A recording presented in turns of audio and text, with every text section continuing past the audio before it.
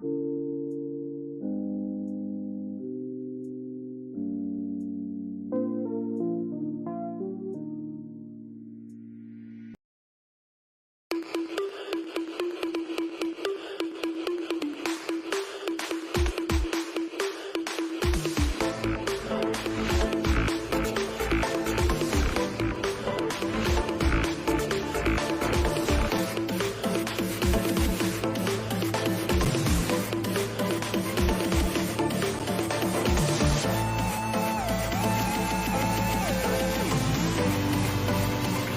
evening, everybody. It's Friday. TGIF. The captain is in the house. How you doing? Mick Ruby here, waiting for my guests to come in. But I can't keep it hanging. So let's kick off. Good Vibes FC. Dust off the shitty week that was upon us. And let's just enjoy the captain.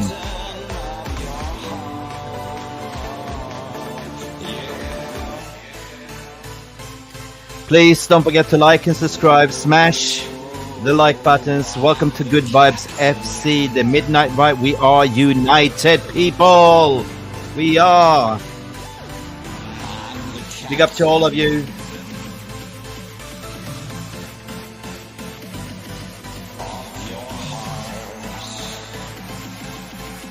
Are you ready for the boom? Here comes the microphone drop.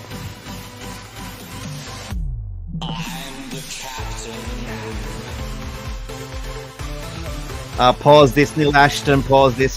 Hey, how you all doing? Mick Ruby here. Sorry. Extra tonight. Good Vibes FC. Hope you're all doing well. I have a brilliant panel that I just assembled. The cavalry. They are on their way. We're talking about Uncle Jimmy.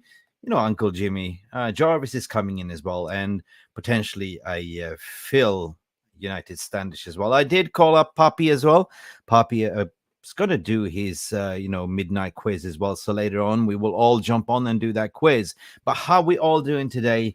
What a week of football we had. What a week of controversies regarding Manchester United. And I guess the reason why I wanted to do this extra podcast today, because it's been rough. It has been rough, and we haven't been protected like this fella here.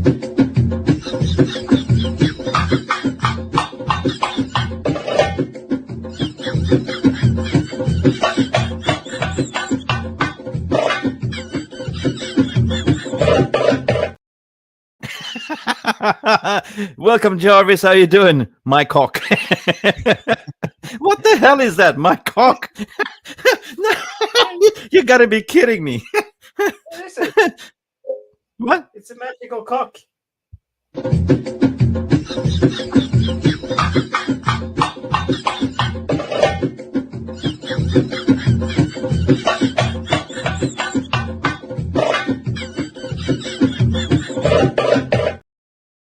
At least this fella protects his cock.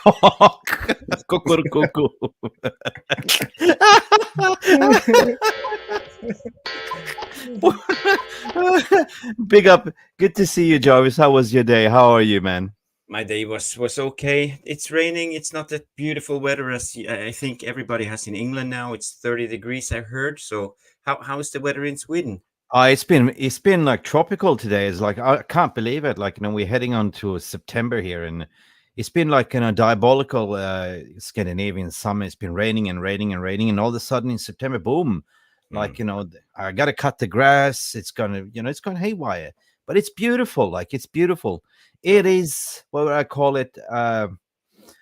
The perfect calm before the perfect storm, and then next week you're going to see winter and darkness. And I can see you lost that beautiful lighting.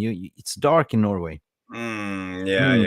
The midnight sun time is over, and it's getting darker and darker every night. And suddenly the sun is gone, and it's dark all day and night. Have you noticed anything on? What are you wearing? What's that thing on your head? Oh, I'm sponsored by a new sponsor?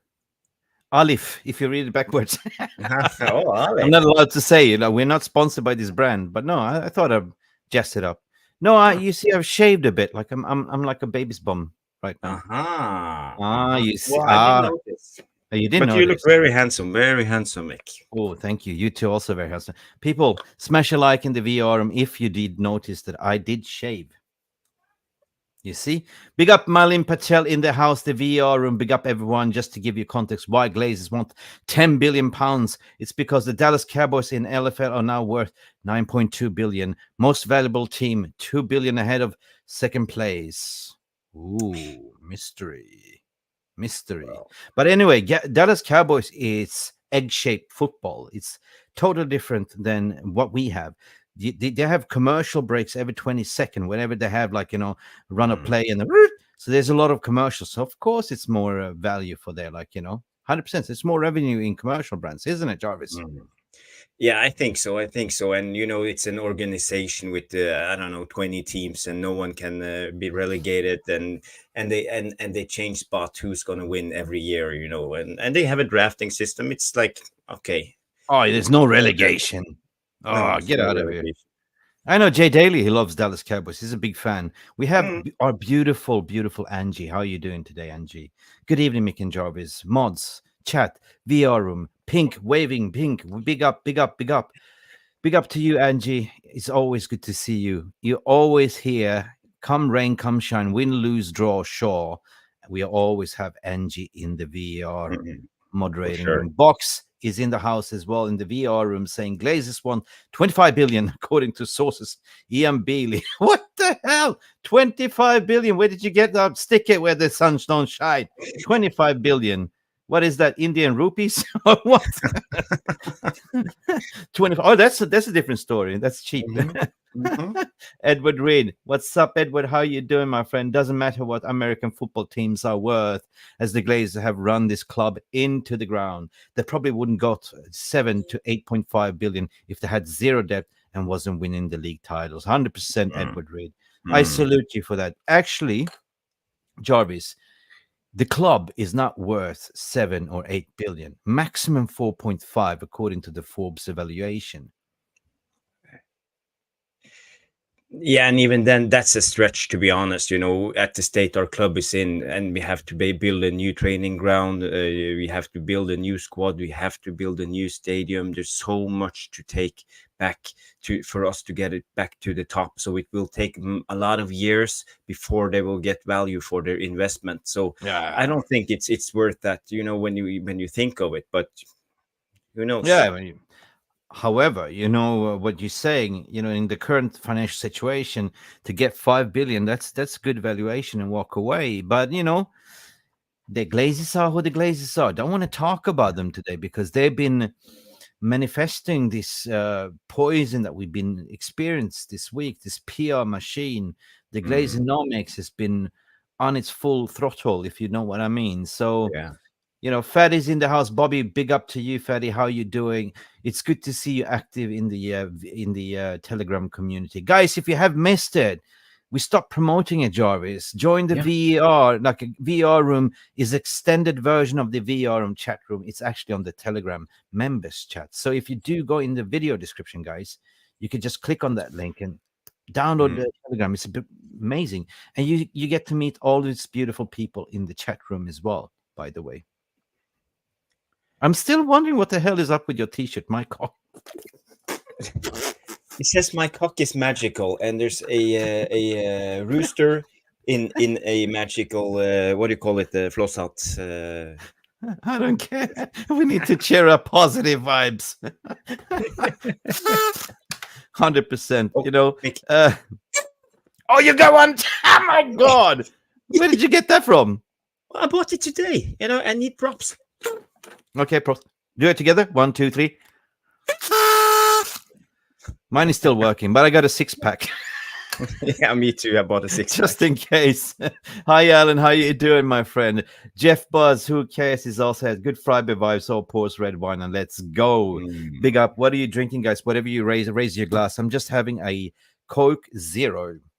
Ooh, Coke Zero. Nothing in it.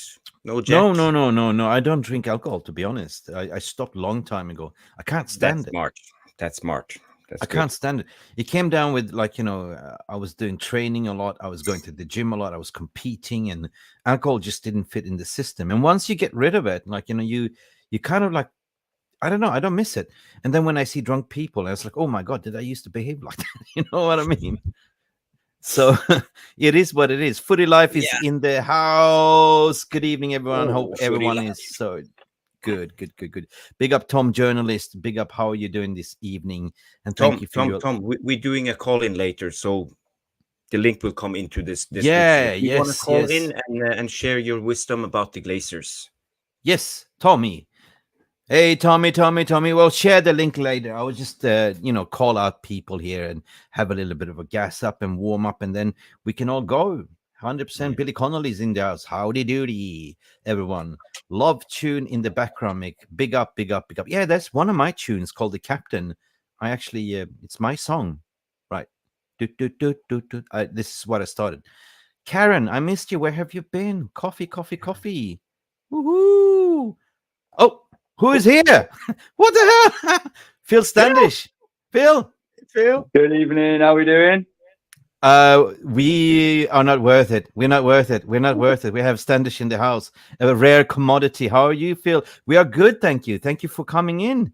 Yeah, no, I've literally got a few minutes. I've done a coaching course tonight, and then I've gone straight out to a meeting, and then I've just come back, and I've got my tea's about to ping. So, but you said it was Positivity FC, so I thought I'd just pop in with a little bit of positivity for the for the VAR room, so that everyone can feel the positivity from me, and feel good about what's going on at United.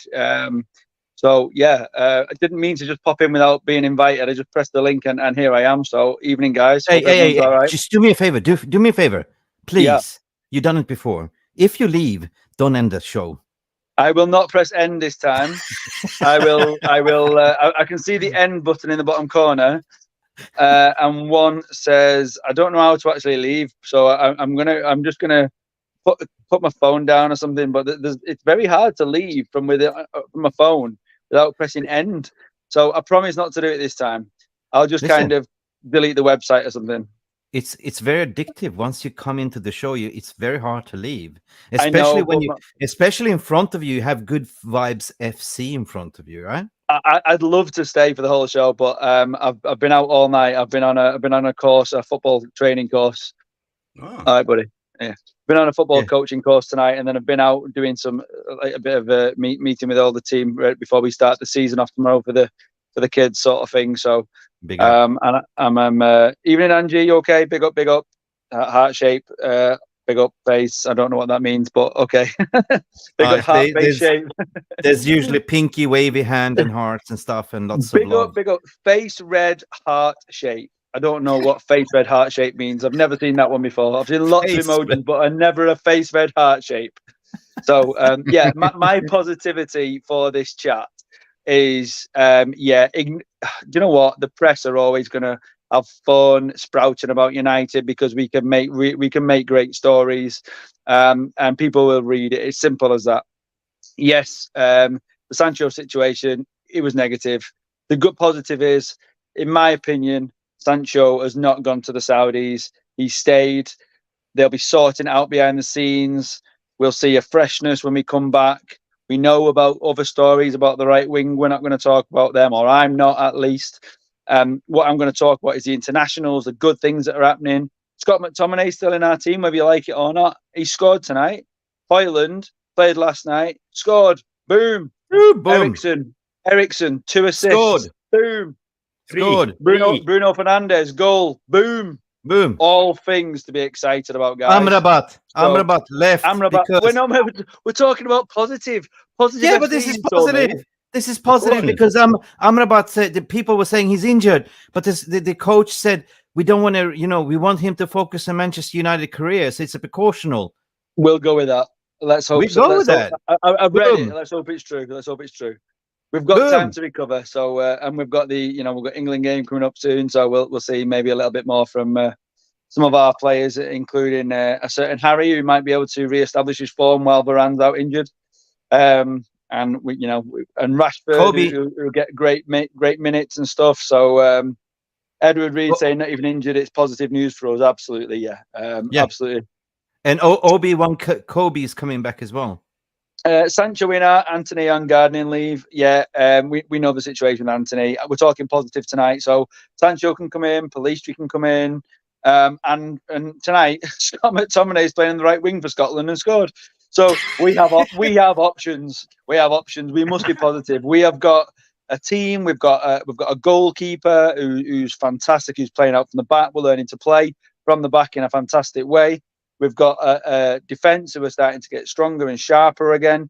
Dalot, who we were worried about against Arsenal, had probably one of his best games in a long time. So we're feeling a bit more confident about left back. We've got Reguilon, who's a natural left back. We've got Amrabat in the middle, Casemiro. We've got Bruno, who's scoring for fun again tonight. We've got Hojlund up front, Rashford on the left. I'm excited. I can't wait. I love football. And yeah, positive, people. Ignore all the negativity in the press. That's what they want you to read. They want you to read about the Glazers. They want you to read about Sancho. They want you to read about Antony. But they're not highlighting all the positives about United. So focus on the positives. Focus on the positives. I did the bubble burst for me this morning. I thought enough is enough. I did a live show this morning and I ended up doing 50 minutes rant. I don't know if you saw it. Jarvis, you saw it probably. Yeah, I saw it. It was good. It was good. And I just literally poured my heart out to say, look, and when I look back at it, there's a lot of truth bombs in it, to be honest, because I said there's a lot of people that don't want us to be successful again. We are a threat. You know what I mean? And I smell sabotage. I smell that. I need to go and save me chicken. Hang on. Yeah, save your chicken. And Jarvis has his cock t-shirt. He's got his look at his t-shirt. Burning. You go save my chicken. He's got chicken on. This is live TV, guys. This is live. This is a live podcast. This is what happens. Don't burn yourself. But at the end of the day, I smell sabotage. I smell burnt chicken. Oh yeah. But I smell that somebody's leaking out stories to the press galore, and they keep printing and doubling down and creating this divide and conquer. And people, some people are so thick they think sacking a manager is the solution. But look behind, mate. Look at the history. We sacked 4 different managers. We sacked 4 managers with pedigree CVs. And that's the thing, right? It's not the answer. So now it's the time to stick together, back the manager, realize Rashmano is in the house saying it's been a sabotage for the last 18 years. And if you're going to talk about abuse, all of a sudden, if you have an abuse agenda, just look back for 18 years of Glazers abusing millions of global fan base, and media is not reporting much about that, are they? To be honest, that is the biggest abuse ever, to be honest, right? But we're not going to talk about that because we're here for positive fight. But realistically is realistically. Good evening, Georgie Bestie. How are you doing, my friend, as well? S. Madison is also here. M. Maxor scored again. You said that. Slow. Has he got 2 now? No. He was. You were ahead of him, so we could have sold him for 30 mil. But listen, Madison, we can sell him still in January window because there was reports coming out that we might sell him back to Fulham in January. We couldn't just complete the deal. It was not enough time. If you remember, the Palinha deal went on the last minute. He flew over to Germany, did his medical, agreed personal terms, but United and Fulham could not strike the deal in time. So therefore, Fulham had to retract the offer to pull him back. So imagine you, Phil. Imagine you sitting there. You got a job offer, right? You're flying down to Bavaria to Bayern Munich. Yoo-hoo! Right? You're la-hoo-hoo, right? You come down there, you do all the medicals, all the IQ tests and everything. Congratulations, you got the job. And then your own boss calls, Phil, you got to come back. We're not letting you go. Adam Wingate at his best, isn't he? Yeah, 100%. He did that more. He's the most famous person for doing that, DME. Oh, Barman, all the way from Canada. We had the warmest weather since 120,000 years, confirmed scientists. Probably. You're in Canada. I was saying good evening, Mark from Denmark. How are you doing, mate? Rashmano, what are you saying? All about getting more cash out of Qatar. 100% Rashmano. Lucifer Morningstar, big up to you. Good evening. How are you doing? Welcome. What are you drinking? Are you drinking anything, Coke, Zero, coffee, tea? I'm having a Coke Zero. I'm having a cup of tea. Earl Grey. Kappa. You're boring. You're British. Can you believe this guy is Norwegian? He's having Earl Grey. It was the only tea I have left. I can't drink coffee this late, but the tea gives me a little bit of energy. Okay, Jarvis, now the show can start. We have Milos Mitic in the house. Dobro večer, Milos. Dobro večer. From Serbia. How you doing? Yeah. Yes. Here's an interesting point what Rashmane is saying. Sancho in Antony on garden leave. I have a joke to crack. Guys, I think I cracked the Da Vinci Code here. Listen, if we're going to spin on some conspiracy theory stories, I think that Sancho snitched on Antony to get minutes to get his spot, and at the same time get a what? You can't say that. And at the same time receive a Brazilian bald waxing. Oh dear. Who wouldn't mind a little bit of a book? Available. Yeah, well, while we at it to spread a little bit of rumors, why not? V Cobra's in the house. Vegor scored as well. Oh, Vegor scored, but he's not one of ours. So, guys, scored, unbelievable. That means that we have to retract him, bring him back. We have Johnny Evans and bring back Veghorst as well. Johnny Evans scored last night. Did he? Really? Yeah, a goal and an own goal. And they lost 4-2. Yeah. Edward Reed is saying, Amrabat not even injured. It's just positive news for us. He's not injured. He was a precautionary. Because, obviously he listened. I just love... Guys, did you see that interview he did with MUFC app, right? Yeah, he's brilliant. I love the answers. When she asked him, can you describe yourself like your playing style? You know what he answered? I don't like to talk about myself. I show it on the pitch. And she goes like, wow. And she says, but what do you do when you're relaxing? And he just basically said, Erik ten Hag, I do respect him. He taught me something, that football is a way of life. I don't have any time for leisures. I recover, I eat well, I train well, I make sure that I give my 100%. And it's like, jaw drop like, no. What an answer. This guy is an absolutely professional. How's your chicken? Not too bad. I managed to save it. You saved it. Tomorrow, Baumann is saying Maguire will score. It's going to be typical if he does. Right? No, he said it's an own goal, didn't he? He said he'll score an own goal. He's going to score. Oh, be nice. Behave. We have Rasmus Hojlund. Yes. We got to make up a song for Rasmus Hojlund. We got to make a chant for Rasmus. Any ideas? I can't think of anything on the spot. Okay, guys, are you ready? Jarvis, bring up your thingy, right? Happy birthday to you, Bruno. It's Captain Bruno's birthday today. Big up Milos Mitic for reminding us. So it's Bruno's birthday today. 100%. LB is How old saying, is he now? 28? 29? I don't know. How old is he? 8, I think. 28. Yeah. 28. Okay. Still I think so. young. Spring chicken. Still 4 good years left. Prime of his life. They say some of the best footballers are at the age of 27, 28 because you've developed enough to have the skills and you've got the mindset and you've not lost your legs at that age. So they say that's sort of prime age. So we could see the best Bruno this year. That's exciting. Yeah.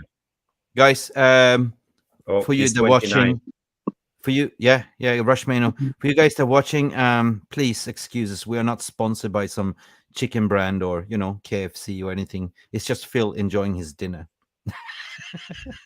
Carlos saying lol. Chitty is back for more as well. Appreciate your rant, Mick, about the press with the bias against us. 100%. If you have missed it, I think that was the rant of my life, to be honest. And it was pure honesty, to be honest. I just feel that enough is enough. That's the thing. This week has been horrendous for us. It's been horrendous. And I feel it's just been doubling down, and they keep digging in stories and making up lies about Sancho and everything. We don't know. That's the thing, right? It's just been hearsay after hearsay. And as you say, the most sensible thing is just to have a chat, Was it a misunderstanding in between them? I don't know. I think what we need to happen, I think at the end of the day, I think, the press have just dug and thought every opportunity that they can grab, talking about the mental state that Ten Hag referred to earlier in the last season. And the fact that, and maybe did or didn't have permission to say that, we don't know. Maybe there's something has gone on off the back of that. And we thought he was actually backing him, and from it came across to all the public at the time like, oh, good lad, well done, Ten Hag.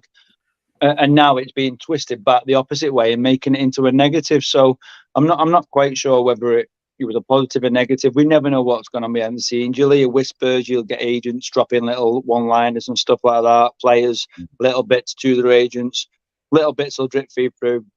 At the end of the day, what we need to do is just move on from it as United fans. Stop trying to point a finger at somebody and blame somebody, and just think, right, okay, at the end of the day, we've got to get behind our team. Until we've got to just get behind them, and when that next game is back, we're ready for it. Simple as that. And we're behind every player who sticks on that shirt. Simple as that. Yeah.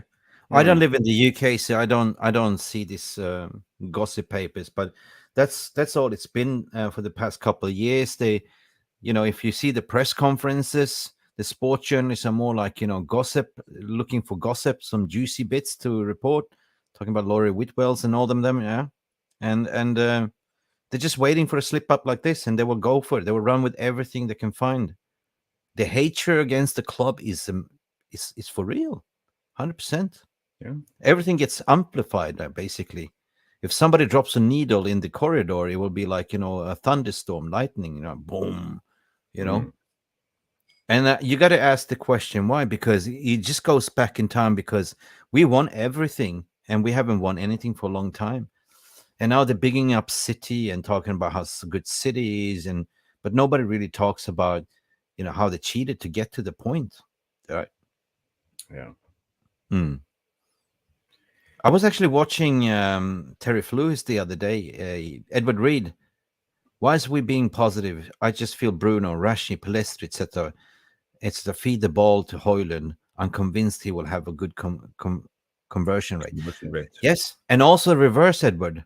I think that players like Hojlund would free up a lot of Bruno's play as well. Like, he will hold up the ball, hold it, his strong body, and he will just make a beautiful pass to Bruno, to the runners as well. What do you reckon, Jarvis? Yeah, and another thing, I see him when you saw he came in against Arsenal, you saw the fear in Saliba's eyes, and was it Gabriel, the other center back? Suddenly they were scared because they were so comfortable for 60 minutes with Martial. They were having a field day, but suddenly, Rasmus, he was physical with them, he was bullying them, and they were getting scared. They didn't know what to do. So if we can scare the center backs, it's much easier for the other players to attack them, and they will be defensive. They will fall back. They won't be on the front foot. So for us, it's very important that Hojlund plays. I think he will be a tremendous attribute to our team and strengthening our squad.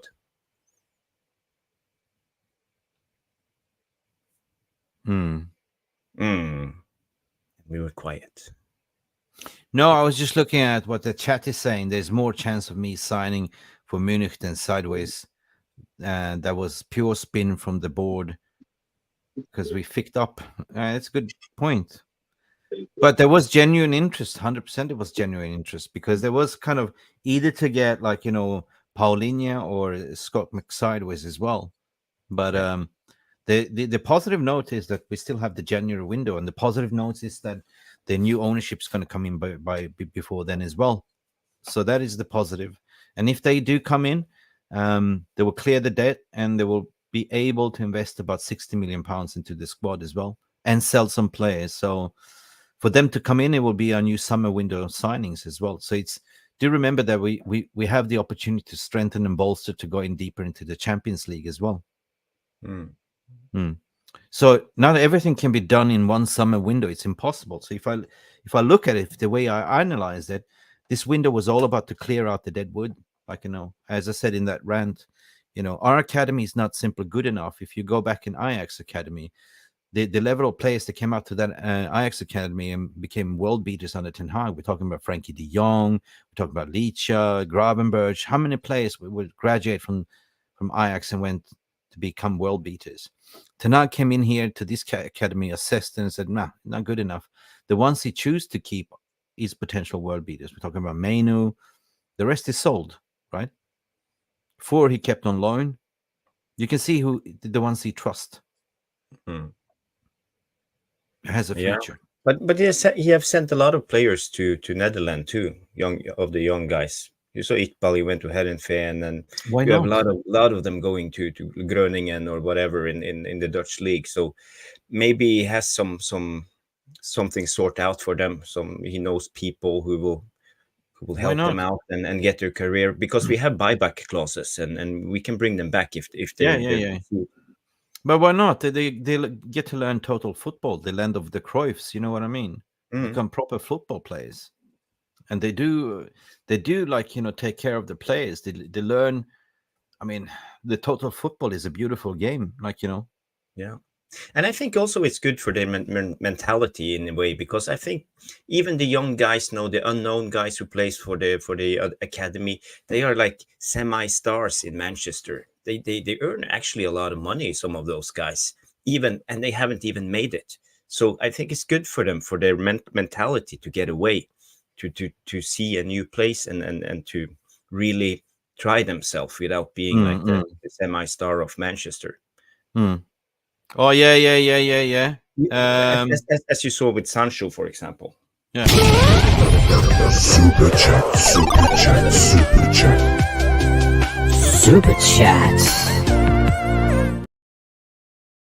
Big up Jeff Steele coming in with an uppercut all the way with the boomerang from Australia. Have a great Phil, where's yours? Chicken. Good to see you, Jeffy. How are you going, mate? All the way from Australia. Have a good weekend, everyone. I wish you the same, my friend. I guess you are in front of us, right? So it's already weekend in Australia right now.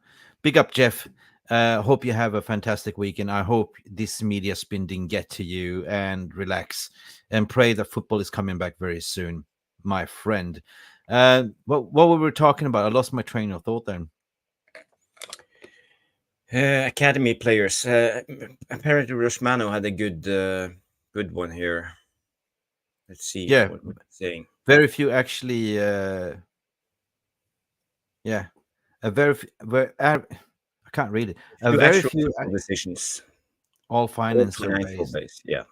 In a way, I mean, if you look at how. Okay, let's be real, right? The money that was pledged for the summer window was a bankrolling from, you know, Bank of America, was pledged in December, right? We knew that we had the overdraft. That was it, right? So we simply had to finesse things, and it was always about getting at least a wish list in. There's Santa. I need a striker. I need a goalkeeper because I need to stop playing from the back. That's my style. I need a midfielder, and potentially then I would revisit once I sold a lot of players, right? So there was little maneuver, to be honest. We couldn't go to the market and splash the cash what we'd done before, right? It was clear, obviously, it was a very tight, strained budget, and the Glazers didn't give a rat's ass, to be honest. No. So we had to scrape the barrel, and the injuries that came to Luke Shaw was a shocker for the club as well, because that meant that they have to walk away from the Cucurella deal, go for cheaper options so they can go and offer Amrabat more that money. And that is how tight it was. So basically, the Don Amrabasso was the one that saved us, because he held on. He only wanted to come from Manchester United. If it wasn't from him forcing his move, we've been screwed on Amrabat, to be honest. Listen, I got to let my terrorist in. He's meowing. Keep going. Yeah, okay. I'll drag in some comments. We can talk about them. Let's see here. I'm just going to scroll a little bit up because I only have the last one here. Oh, Edward Reed says it's only 1:33 at night p.m. Oh, no. Early. So you're in US, Edward, I guess. It has to be the West Coast. I'll tell you what, Jarvis, I like what Amrabat's agent came out and said, where he was talking about how that statement he put about your dreams come true and it was worth it. It's been a long 3 months, but mean, it was sad to see that the fact that he did have to wait 3 months, and what was in the press was actually true for a change. But at the end of the day, it was a player who really wanted the move. As Alfredo Padula had said on this show for many times, and we'd stuck by from the off. Yeah. We had a scoop on that. He got his move in the end. And he stuck by it, and he really wanted it. And it's like, that's the player that we had, and even when you watch his interview, he's at his dream club, and let's just hope we can see the best of him from there. Yeah. No, but Alfredo was saying, like, he said something that stuck in my mind, and he say, all the fine horses come last. And it happened like that.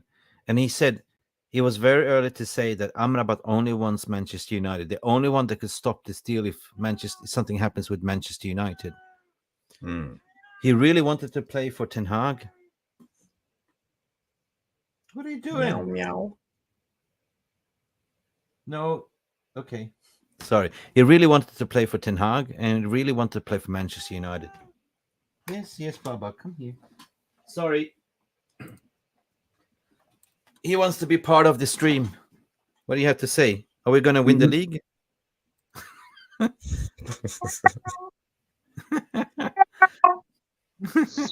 What Madhouse is saying here was not accepting the Maguire-Tominay offer smart. At the end of the day, from what we read, it wasn't us who turned the offers down. No. It was the players. So, and was it smart by the players? If they're not going to get game time, then no. No, at the end of the day, we just have to be positive at the end of the day. Listen, guys, if you want to come in, have a say. Rushmano, anyone, Tom, this is the time, because I'm going to send the link here. Jeff Steele coming in with a super chat as well, with a big uppercut all the way. Amrabat and Hojlund will revolutionize. Oh, somebody clicked on it. We double it. We're 3 people. Stop clicking. Bring it up. We're 3 people in the control room. Please. We're 3 people. Like, don't shoot. Saying big up with another uppercut from all the way from Australia. Amrabat and Hojlund will revolutionize this team, and I 100% believe that too. And Onana as well. It all starts from the back. We can all hope. It's all stuff from the back. It looks good at the moment. At least Hojlund, he amazes me. I thought he was good. I have seen a lot of stats. I have seen him play for Atalanta. I have seen him play for Denmark, especially for Denmark. He was extremely good, but they played the 4-3-3 with the wingers, the old-fashioned wingers, who feeds him in the middle of the box. But to see him be so physical and so good, rough, like wrestling around the Arsenal centre backs, I really was impressed by that guy. So I expect much from him going forward. But then again, he's young. We can't expect that performance every time. So he will be up and down. So yeah, we should haven't had another striker. I would like us to have signed Leonardo. That would be perfect if we have had 2. Yeah. Someone's on the door. Knock, knock. We have Tom, journalist. How are you doing, my friend? Good long time no seen. How are you doing? Can you hear us all right? Yeah. Not I can hear you. It's midnight vibes. How's your week, my friend? Yeah, good. I've had a couple of medical tests and stuff this week and that, but personal terms not a problem. Are you going to play for Manchester United? Listen, it's not good medical. Let's put it that way. Okay. But we've got to do what we've got to do, lads, haven't we? Yeah. Better to get checked up than be sorry. So yeah. So what's your take on this week and all that shitstorm that hit us? I mean, sorry for use that word, but it's been diabolical. Oh, of course. When is it ever not at Man United, though? Let's be honest. I mean, it is nothing new. We can't even have one day off. You know what I mean? Yeah.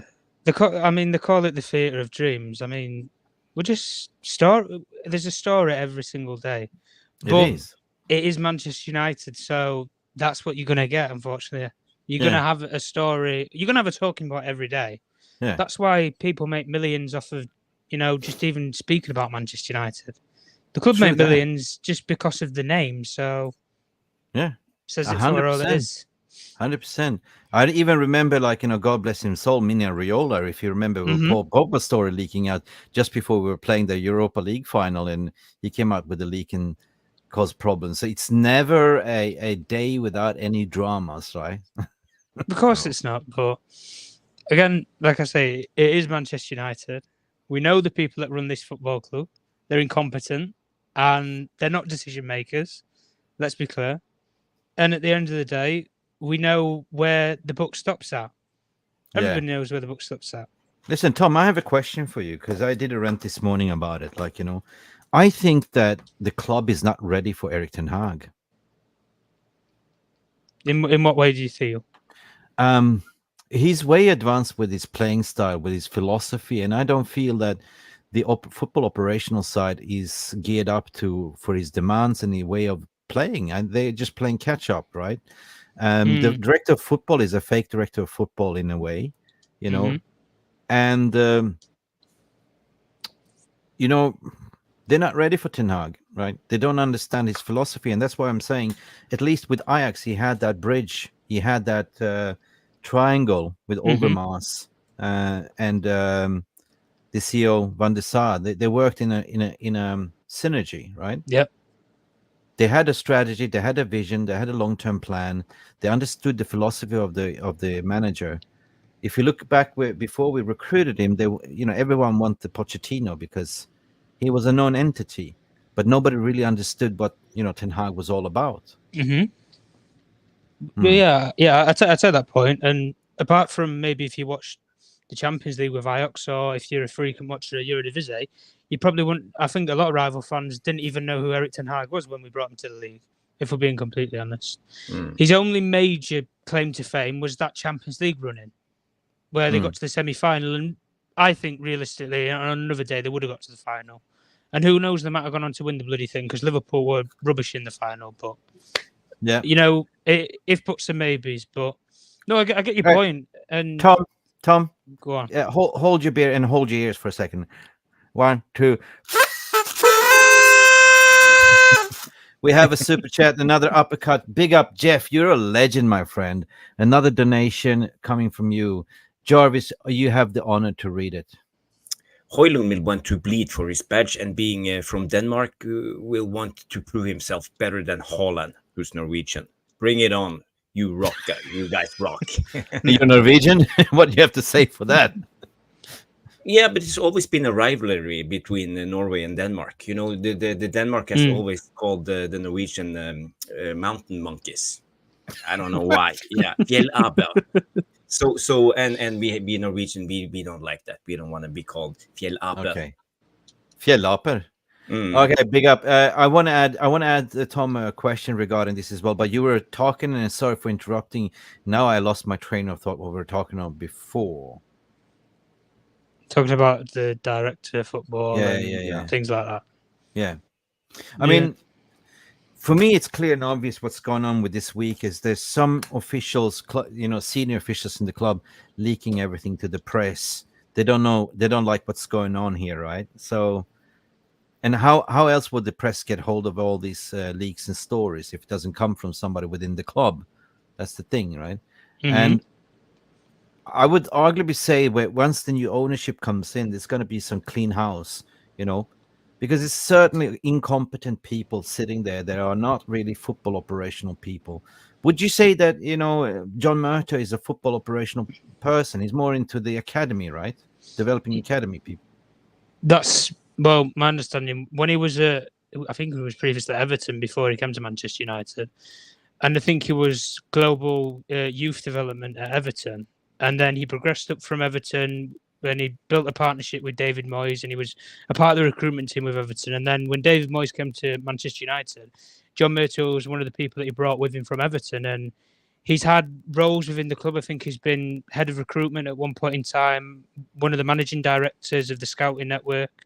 So he's worked in the field, but he's not been the main man, I guess, is the best. He's not been a main man. He's not got a major CV at a big football club. That's the thing that I think mainly goes against him, is we don't really know what he's on about. But the one thing that you can say with John Murtough is that we know he's not a good director of football based upon what happened last summer. He went to 3 different continents and he didn't come home with any players. He went to Spain, didn't come home with the player that he really wanted, which was Frankie de Jong. He came with Casemiro. He went to wine and dine Veronique Rabiot. Exactly. Didn't come home with him or his He mother. didn't score. He didn't score. He didn't come home with his mother. No, they panicked at the last minute because they needed a striker. They tried to sign Marko Arnautovic. Didn't happen. And all of a sudden, we've had what we've happened with this summer. Reasonably speaking, the FFP regulations, FFP, let's be honest, it's a regulation, but it's a myth in the real world because clubs break them all the time. Even on the Man United broke it on a minor scale, on a very minor scale in comparison to say what Manchester City have done, but that doesn't get talked about enough. In comparison to that, Man United might have overpaid, say what, £1 million. You'll get fined for it. You might get, I don't know, £500,000 fine and basically a slap on the wrist. But Manchester City, they talk about taking titles away, maybe, or points deductions, relegations. In comparison, the scale is different. But with John Murtough, he's not got the CV of a Fabio Paratici maybe before the allegations of what happened with Juventus. He's not got the record of Tixi Berenstein at Manchester City. He's not got that sort of CV. And I think really that's what crucifies him. You can't come to a big football club at Man United and proclaim to be the main man, but the manager has more pull and more say over your job realistically, but you're in the job. It makes no sense at the end of the day. And we've criticised Darren Fletcher and say, what the hell's his role? We still don't know to this day. I mean, but he's supposed to be John Murtough's number 2.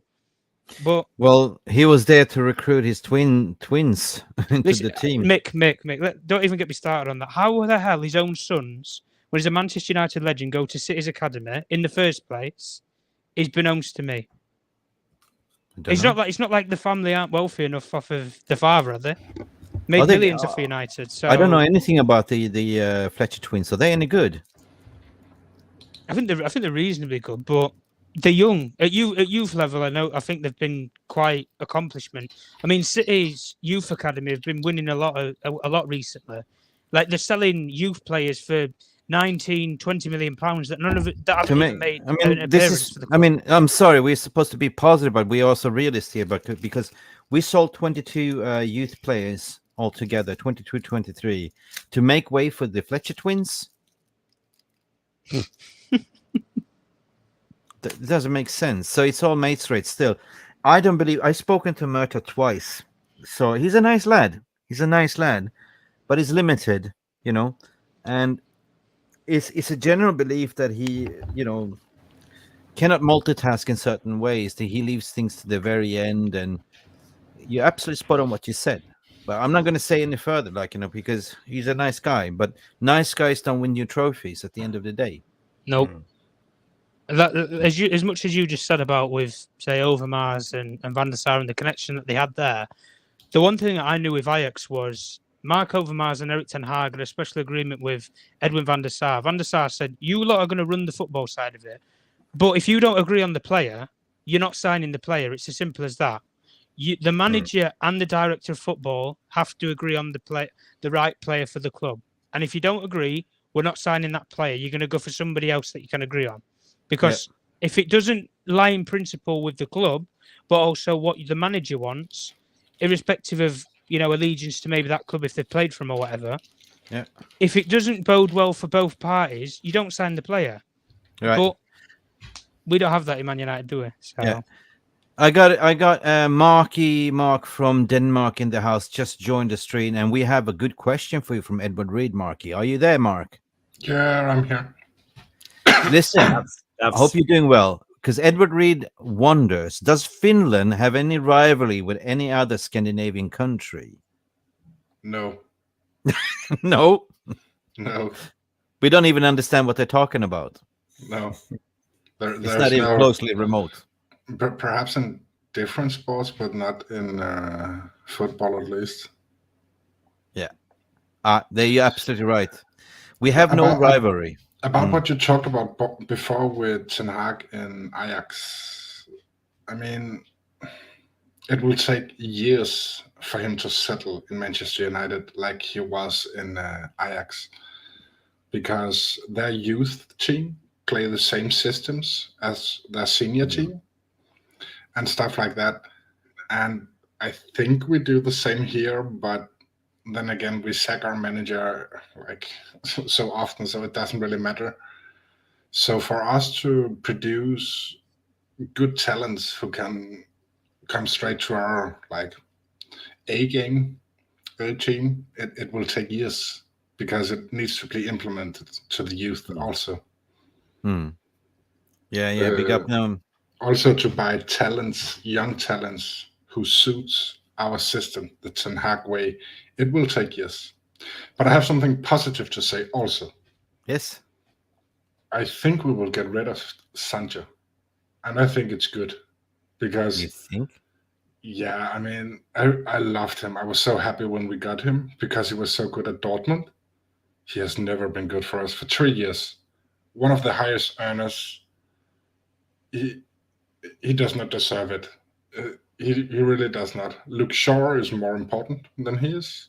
Yeah. So I think there's really no way back now. He still has a pin on top of his profile. He's challenging Ten Hag. So it's either Ten Hag like bend over or he's gone. He might play him until January, but then he's gone. Or he will just not play him at all, just put him on the bench and play him with reserves. We don't know anything as of yet. You know what I mean? Everything's been blown out of proportion. Media is making a meal out of it, Mark. We don't know. Simple as that. I don't think, I think the media blows everything out of proportion in terms of Manchester United. But no player is bigger than the club. It has always been like that. It should always been like this. He kicked out Ronaldo. Yep. Sancho is challenging him. So, but I think it's positive because he's never been good for us. He really hasn't. Yeah. I want to go to the VR room as well, and I want to also welcome to the stream Football Power Hour Poppy, but I can't see him. He's on mute as well. Can you hear us, Poppy? Boston calling. I can hear. I was enjoying what Mark was saying about Sancho. I feel like right now, like if I may chime in about that real quick, Mark, before you read the comments, is Sancho has, I feel like, put himself unwillingly or maybe by mistake or through bad just impulse.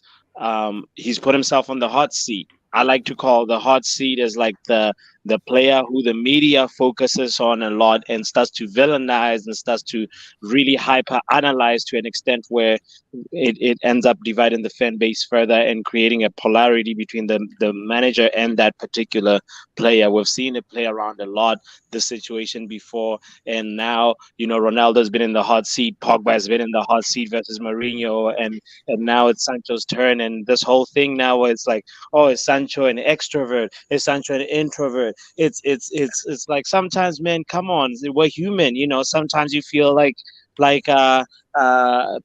Sometimes you don't feel like partying. It's just human nature. But at the end of the day, Sancho, he also does not help himself because there's like even clips around in social media of him sort of, you know. What happened? Are you there?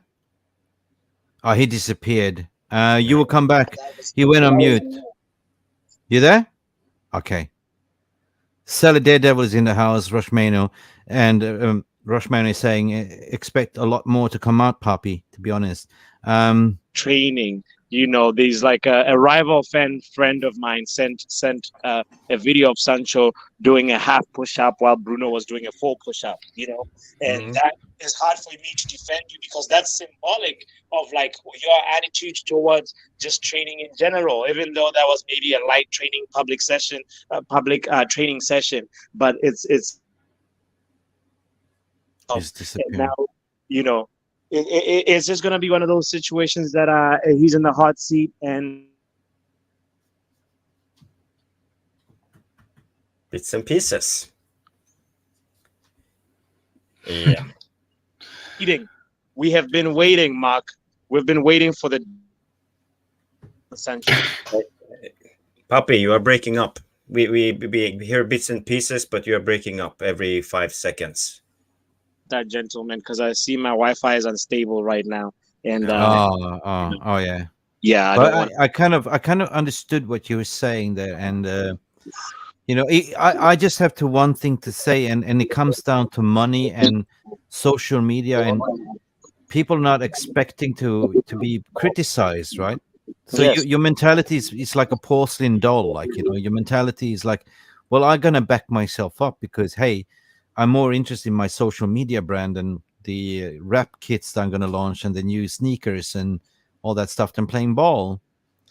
So if you take a Sofian Amrabat and the interview that he did with when he signed on, and that's how a professional should conduct. Like you get play money to play football. You don't have time for anything else, just to take care of your body, eat well, recover, sleep, because the football season is long, right? So if you don't take care of your body, you're gonna end up with injuries and all that stuff, right? But unfortunately, 25 years of age, you're getting thrown 350 quid a week. You're living the good life, right? You're a multimillionaire already. But at the end of the day, isn't this Sancho trying to force a move? Yeah, I can think so too. Yeah, because I fully agree with the media. Like, I don't really care if he's introvert or extrovert or whatever. It doesn't matter to me at all. But no one is bigger than the club, and he knows that because Ten Hag has shown it. So he is trying to move, and Ten Hag would like to move him on. I can't say it any other way, but I think it's positive because he has never been good for us like he was in Dortmund. He really hasn't. He has been kind of like flop signing, at least I think so. So I think it's positive for us if we get rid of him, get in a new one, make room for Palestri or Garnacho. Yeah. Lucky Singh is saying support the love for She Devils. We do actually, and one of our panelists is at the She Devils, Nick. If you remember. Big up to Nick. Big up to She Devils. Big up, man. You, Nick, if you're listening, we miss you. I just want to say, when you come back to Sancho, there's a sad thing with Sancho. That's he's burning bridges. By the way, he's talking against the manager because who want to take him on? Do you really think like other big clubs with big managers want to take him on when he does that? Because it's a bad. He presents himself as a bad apple. And in a working life, for example, it's not a good thing to burn the bridges with your old job and your old boss. It's not like when you quitting your job and getting a new one, you go into your boss and slams the hand into the what McTominay scored again. 50 million down the drain. Scotty Mackey scored again. You're kidding me. This came in about 10 minutes ago. We missed this chat. He scored again. But is Sancho a top club player? I mean, he had so much time off last year because of his mental state or whatever. No one knows. Now he comes back. The trainer says he does not train hard every time. I mean, at the end of the day, hard work beats talent in the long run. So is he like top 6 club player in the Premier League? I don't think so, unless he changed. And I think lower ones will probably pick him up, like West Ham or whatever would love him. Tottenham. I read up about Sancho yesterday, about his history, where he comes from. He comes from London, and he was a young kid. I think he was 7 years old. He played for a team in London. They were close to where Crystal Palace is placed. So, but he started playing for Watford and their academy, and he was really good. And he had a couple of mates with him who's played for Arsenal and other clubs in the Premier League. And he was really technical. When he was at school, he didn't pay attention to school. He was always watching YouTube. He was watching films by Ronaldinho and people who were that what he was doing all the time. And when he was a little bit older, he went to the City Academy. He lived with the club and when he wanted to play. Pep wanted to take him to the US tour when he was 17, but he refused. He didn't train, I think, with them for 3 weeks, and then he left to Dortmund. So he has it in him to like strike and forcing a move. I think it's in his. Well, this is kind of. Way. You might have a point there, Mark, as well. Like, if you're the easiest way to deflect is say, well, hang on a second, it's not working out. It's everyone else's fault, not mine, right? And what Rushmain is saying here is a big point as well. This is the Manchester United way. I mean, you need to have a strong character, strong mentality to play for the club because the pressure is huge, right? If you have a weakness, that will definitely be shown. Like, if you step up the theater of dreams, like, the pressure is enormous. If you don't have the mentality, you're not for the club. Simple as that. And I find it remarkable at the end of the day that, if you're trying to force a move, then you're just a hype. Is it arguably to say that I'm starting to think that it's a flop after 2.5 months? Because if you look at it, it hasn't been roses. It hasn't been anything. I'm still waiting. Where's my Sancho? Did Dortmund CEOs, cloned him and sold us his evil twin brother, Jason? It's definitely his twin brother. But here's the other thing, though, guys. We have to consider the fact that he has not had an available number 9 to really build a chemistry with. We're like obviously, hard on him because the standards are high at Man United, and they need to be high, and they need to stay high. But the arrival of Hojlund is the last lifeline for Sancho for me, because if you can build your chemistry with Hojlund, then we might as well just pack up your bag and get you the Uber to the airport and get you to Saudi Arabia, buy you some shisha. To go because it's literally peak settings. It's like almost he's been here longer than Antony.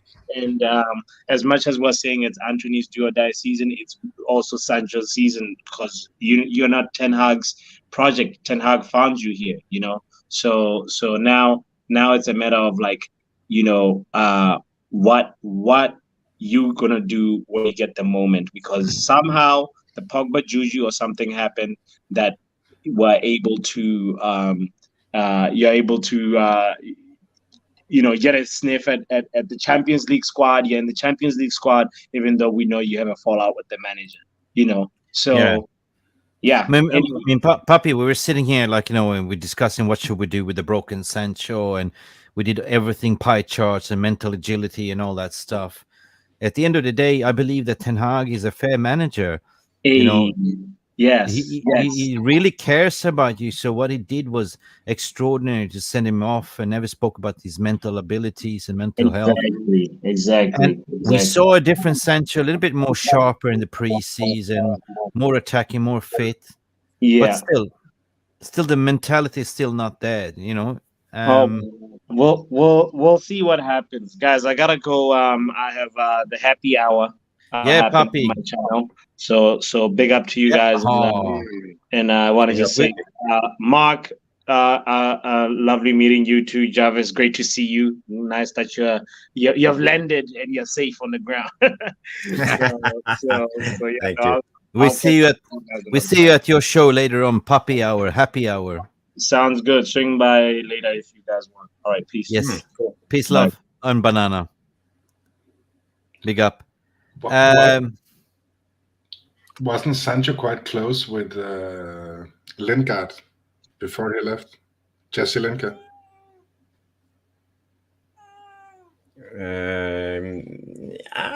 Yeah, maybe it was in, but I think there was something with the English guys. They had the group. I think Rashford is always also in that clique, I would say. Mm-hmm. Because this is like, I guess I would say, but I saw a diary of a CEO where Lingard was talking about his drinking problems at Manchester United. And when Sancho was away for so long, I was thinking, whoa, what? Is he like doing the same thing like there because he's not happy? He hasn't seen happy in Manchester United at all. I hope not, but it could be like detoxing or something. I don't know. Yeah, Craig, I have a visitor, as you know. I can see you, Craig. I do have a stalker meowing around. If you can hear him, He's begging to come and have a say. Listen, if anyone wants to come in and have a say, I will paste the link as well. I'm gonna go and feed this. I have attached the link into the live chat, so it's always there, so people can just press it if they like. Feel free to join Guys, us. keep talking. I need to feed this monster. I have some questions for Mark. Mark, I understand you're from Denmark. Yeah. Yeah. Did you see the game yesterday with against San Marino? Yeah. How was the United, the Danish players? How was the performance? Eriksen and both of them like stood out. They were some of the best. Hojlund didn't play the entire game. He came on quite late. And Eriksen, he's like, I don't know, Denmark's Luka Modric. He is. That's how they treat him. He doesn't have to do defensive stuff much. He just have to like play the ball, control the game, and he does it well. Hojlund came in with aggression, which was nice, but that's how he is. He was a bit, I don't know, when he didn't get the ball, like pointing, showing up his hands like, what the fuck? I didn't like that. I don't like when players do that. Ronaldo did it a lot also. Okay. But that's also like, I think he's in a mindset now where he landed his big move to Manchester United, and now he just want to like prove himself over and over and over. No, I saw the game. He was brilliant. He was absolutely brilliant when he came on. It was a high-scoring game, though. Yeah, it wasn't like, was there even an opponent? It was like a training game against some young kids or something. Yeah. But it's funny when you talk about Eriksen as Luka Modric, because I also see him like a type of Luka Modric, Pirlo, like a little general when he's on the ball, and he dictates the play in a special way, and I really like Eriksen, and I would like to see him play as the number 10 for Man United in a couple of games. What do you feel about that, Mark? Will he fit? Yeah, I wrote it. We had some voting a couple of days ago or yesterday, I can't remember, with the mid setup. Number 10 would be fine, but he's also good like as a deep lying playmaker from the 8 position. He's not a workhorse. He's not like Amrabat, but he does it so well, also picking up the ball from the defender. So number 10 is a bit far up, but when we do not have him on the field, I feel like we're missing a general, because Bruno, he creates a lot of chances and he wastes a lot of balls also. He's more like a swing or miss, where Eriksen controls the pace of the game, and we don't have other players who does it. Or am I wrong? Do you see other players who dictates the pace of the game? Like, let's slow down a bit, let's go up a notch. I agree. I think you're 100%, Mark, when it comes to Eriksen and the way he dictates the play. He's the only player who can do that in our current squad. Hang on. I realized something. We have a total Scandinavian trio here. We have a Norwegian, we have a Swede, we have a Dane, and now we have a Brit coming in as well, all the way from Uncle Jimmy's in the house. What an introduction. They always say all the fine horses arrive last. How are you, Jimmy? Always. I'm good, man. I'm good.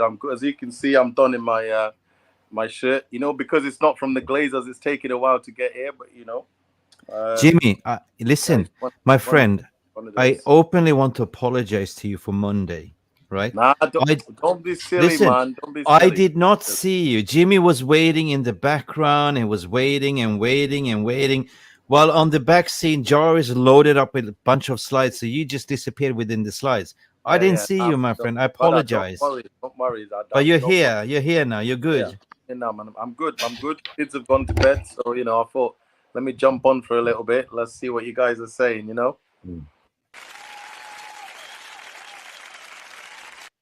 We have some gifted memberships, Mick.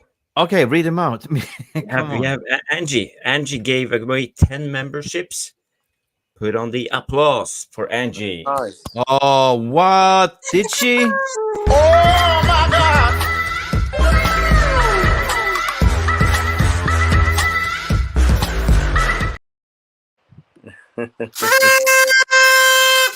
Jimmy, you got to get one of these as well. I need to get one. I need to get on that. I need to get on that bandwagon. Angie, you're absolutely legend.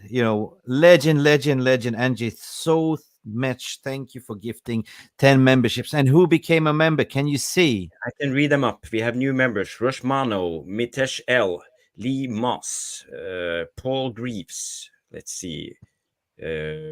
Precious Big Warden. Sorry if I pronounce your name wrong. It's all right. And Steve Brown and Vesna and Abdullah Irvin and the right way round and Smoky Bacon. So remember and Smoky Bacon. It's gotta be Smoky. Remember to give Angie a big up. Big up for all your members for becoming a members, and big up and thank Angie for gifting those 10 members. Absolutely legend. Smash your like for the video, people, and welcome to the stage, Uncle Jimmy. I want to hear from you. Talk to us. How do you feel? I see you have that Juventus kit on. Yeah, I know. You know what? I've always been a fan of the stripes, to be honest. And when it came out, I know everyone was slating it, and I was like, I don't know. I've kind of hoped we do a kit like this for a while. So I was happy when they announced it. But what color is it? Is it really green and white and red? Yeah, or what is it?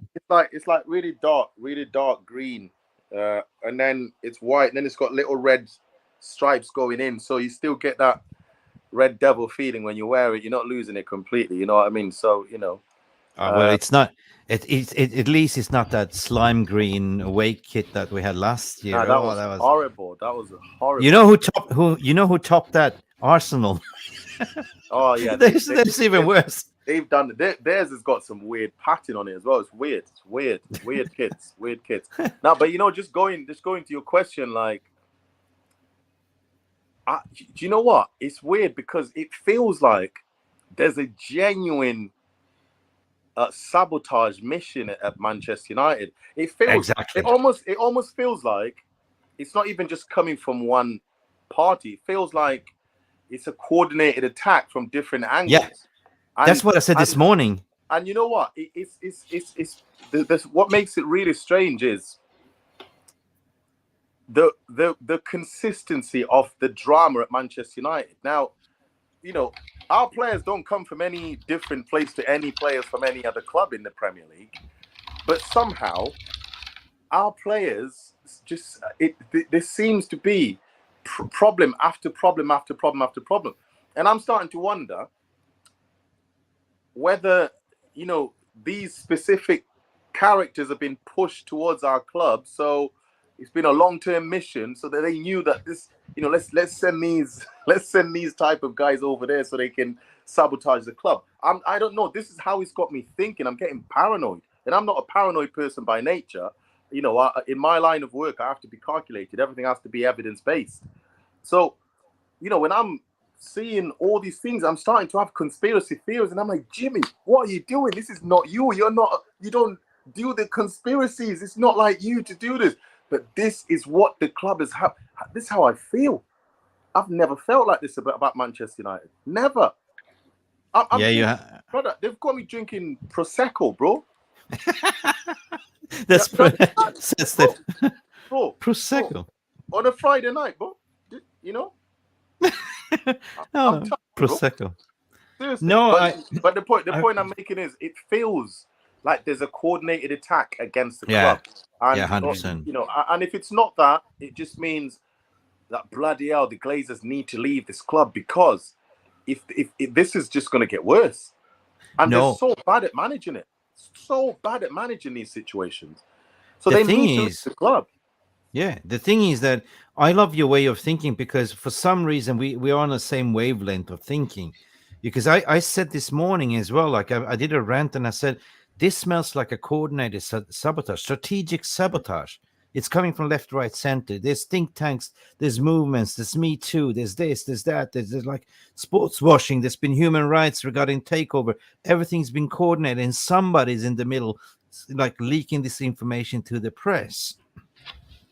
And there's what and why? I mean, look, I know people the football world hates Manchester United. We're used to it. It's not strange to us. It doesn't even hurt us anymore. It's just, we just laugh. It makes us feel more glorious, to be honest. Well, I have a theory. When we see the hate from all angles, it feels like this weird Manchester United feeling that we've always had. So when they're doing it, I don't mind. It's fine. Give me the power. That's fine. Let me have it. Well, but Jimmy, sorry, go ahead. No, but I was just going to say, but with all this hate that we've always had, that we're quite used to, it feels very different now. It feels like it's gone up a level. It's not the same. Just like, oh, we don't like Manchester United because they won everything. They made us all miserable throughout all our childhoods, so we hate them. No, this feels a little bit darker than that. It feels more. Yep.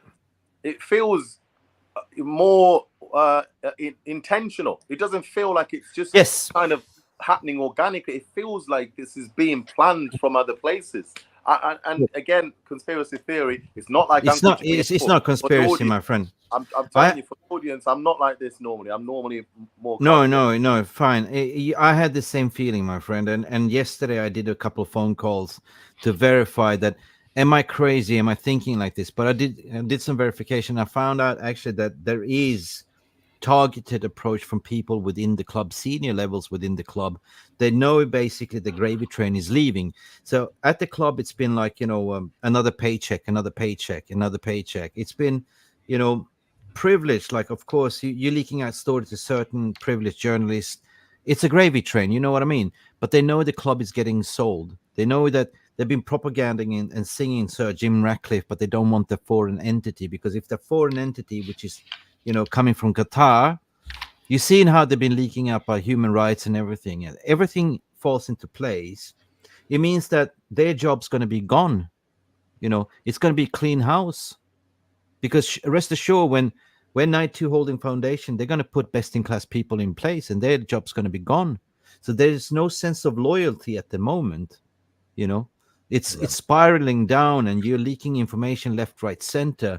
I mean, just take this example regarding this pedophile.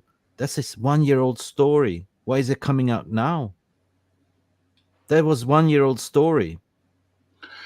Can I also say something? Yeah. I have Tom is back here as well. Yeah, say. Go ahead. Okay. I think a lot of this will go away with the Glazers. I've had a feeling for a long time. This is the Glazers' plan. This is the playbook of communication. Yeah, because they want us.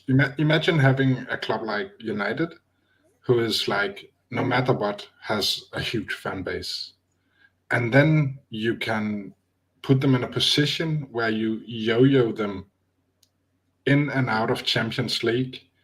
You create so much drama to get income from social media and stuff like that. I said this a couple of podcasts ago. They've even, like, the payment on wages, it gets lowered if we're not in the Champions League. So they get save 50 million if we're not in the Champions League on wages. So, but if we're out of the Champions League for 2 years, our sponsor deals will go down by 30%, I think it is.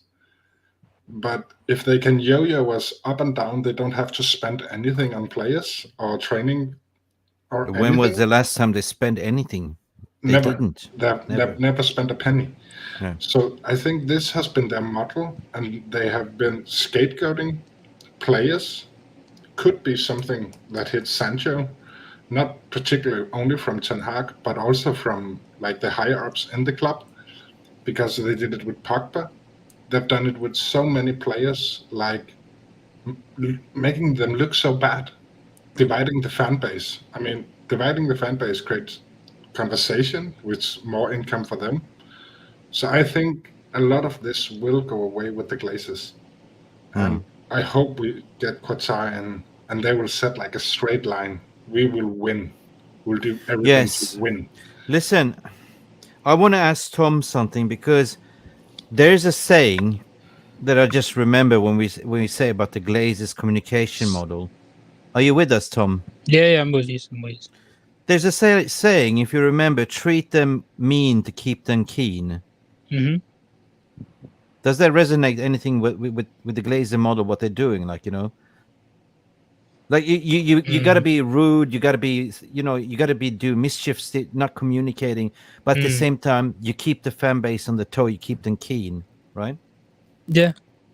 I mean, they've always used dark tactics. I mean, whenever you go from a bad result, the next day, positive PR comes out. You link to a super player, or there's something potentially about the club sale, or the share price rockets, or something happens to distract the attention away from the real problems and the real concerns.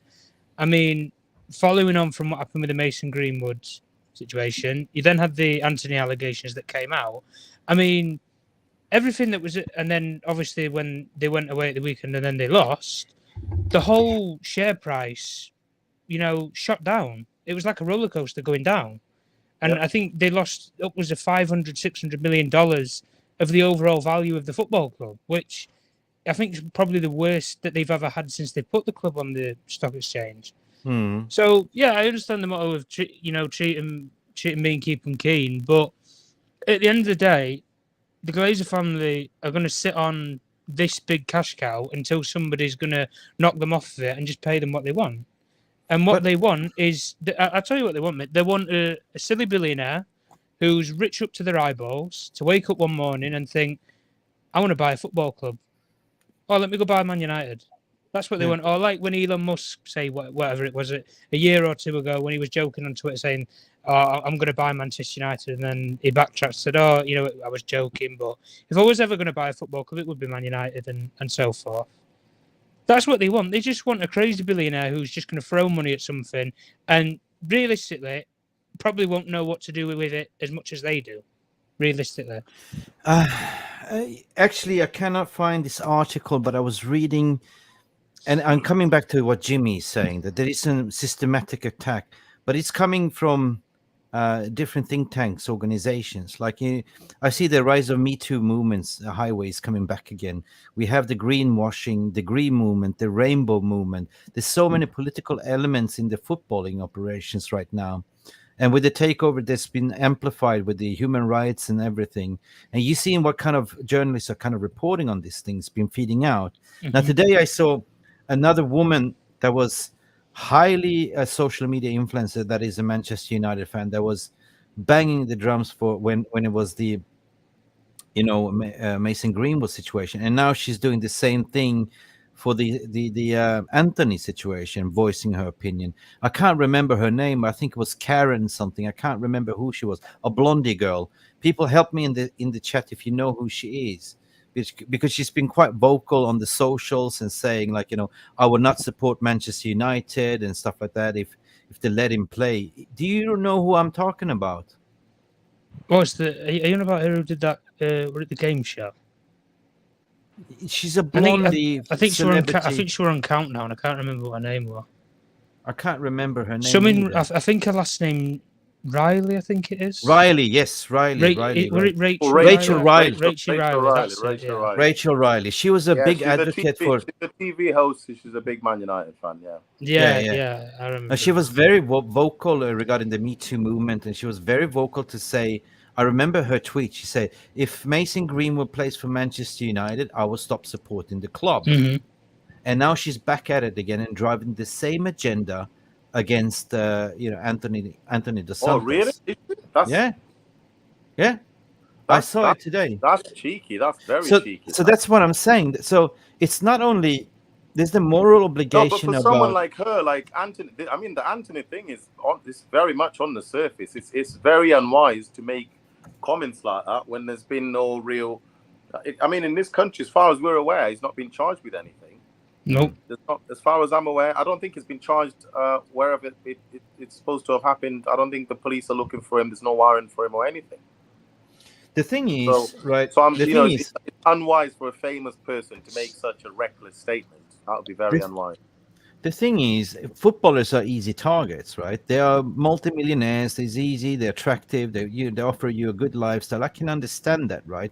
We've seen historical before, like, you know, but the thing is also people are so dug into this Me Too and everything. So it's a moral obligation. I hate the domestic violence. I'm all against it. But I'm just saying, let the justice take care of it.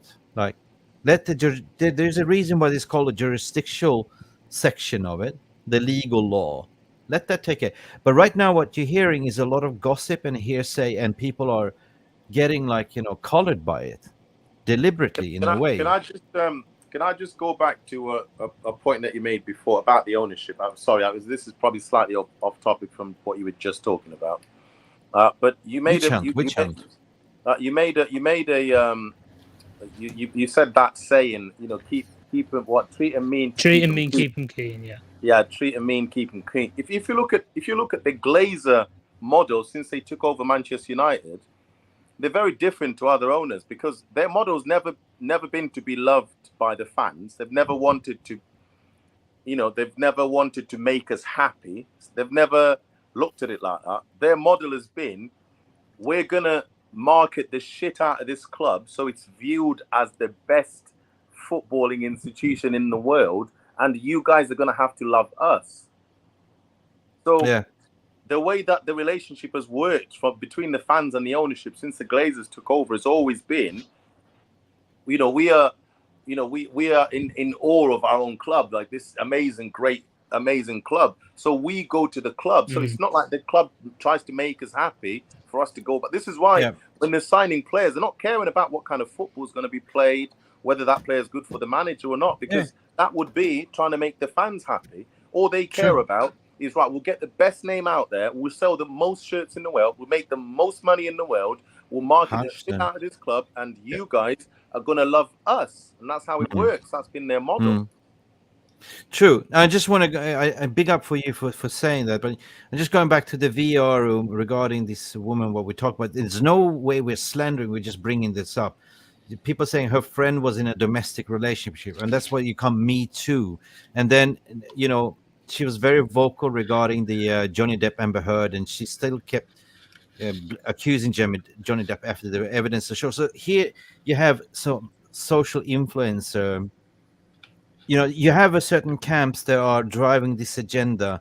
Then you have people that are the gay lesbian group as well within the Manchester United fan that don't want the Qataris. Then you have the human rights, and then you have sports washing. It's just a mismatch of everything strategical, targeted at the end of the day, right? And this is what I'm coming to tie the knot with you, Jimmy, what you're saying, that I feel that something is doubling down at the moment. It's just not one organization, it's two organizations, and there's press getting involved and leaking out these stories to amplify it.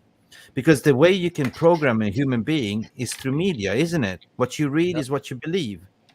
Unless nowadays you only read the headlines and you don't read the story, right? Tom, you're a respected journalist, and you probably know what I'm talking about here. Yeah. At the end of the day, when you make a story, it's not, you know, you can put a flashy title on it, and we always see this with a lot of the reports. Even, I guess, going back to towards the sale, really, like, oh, you know, you put a bigger valuation, like you put something like, 10 billion, you know, the Glazers want £10 billion for the football club. Everybody's going to click on it because they're going to want to read what it is. And then when you actually read between the lines of what somebody's actually saying, you know, realistically, what they've put in the title isn't what's actually, really what they put on paper at the end of the day. And I guess the old-fashioned way of calling it would have been that you every single time that you always found something out would have been you go to your local newspaper and you used to read the paper. Literally, for a lot of Brits, that was how you learn anything, how a player signed or anything. But social media and technology really takes over. And listen, you can have an opinion and you can voice, you know, your opinion on a platform or anything, as long as it doesn't break the security and the regulations of the app and whatnot. But at the end of the day, sometimes you're going to be openly criticised because of your opinion. But if you strongly believe by something, stick by it at the end of the day. And again, with, say, journalists and that, if you want to, you know, stand by a story, double down on and repeat it. You will never back down from your story. Once you go with that agenda, you keep going. It, yeah. When you say something, what's the point in pulling it back if you don't think you're right? You do your checks before you put it out there. I do that myself, and many other people do that when they say anything. You always think before you speak, as a motto, as I guess a lot of people would say. That's the problem. It doesn't. No, it doesn't. You know, the problem is journalists are not journalists anymore. You know, they're just, you know, they don't, they can't be bothered to do the research. So all they'll do is they'll go and find a story that's been leaked somewhere in a small village in Spain, and then they'll take it and they'll quote it and they'll make it their own story and they'll just put their spin on it. That's all they do. I'm telling you. I always say this on Spaces. I have a very, very close family friend of mine who's a very credible journalist for Leicester City. He knows everything. He knows everything. He tells me things, but I'm not one of these people that will put it on Twitter, because for me, I'm not going to be that person. You know, I'm never going to do that. But he will tell me things, and I'll be like, no, not a chance. You are absolutely, and no other journalist is talking about it. And then 5-6 weeks later, he's right. Yeah. And here we go. So, Craig Warby has done some research. She says she was original campaigner for female abuse. So that's what it is, like, you know. And if you're Manchester United supporter, you're doubling down. But I want to come to you, Jarvis, as well, because I started to smell a rat more. Is it possible in this modern day society, if you're Avram Glazer, Joel Glazer, and you're not communicating, because your model is not to speak to the press, not to speak to everyone, that you're using some kind of forums to pump in money to create this divide and conquer, because keep them keen to keep them, what did we say? Treat them mean to keep them keen, right? To create this turbulent, because at the end of the day, the more turbulent, the more they win, the more money they make. I'm just throwing it out there, like, you know, just out of this wildness. To be honest, I just think they are way off. I don't think they care. I don't think they have nothing to do with the club. They're just sitting there as owners. But United is a big brand in the world, and you see these things all the time with the highest brand. You see them around Elon Musk, and you see them around other like high influenced brands.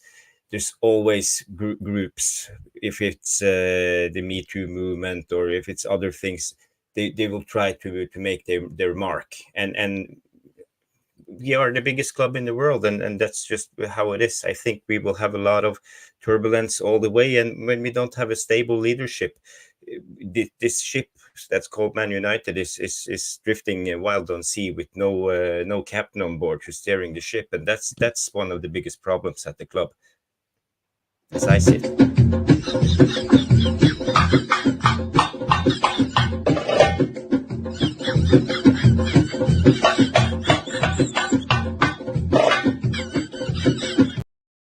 That's how we feel. That's what we have to do every day to protect ourselves. We get an attack, Jimmy.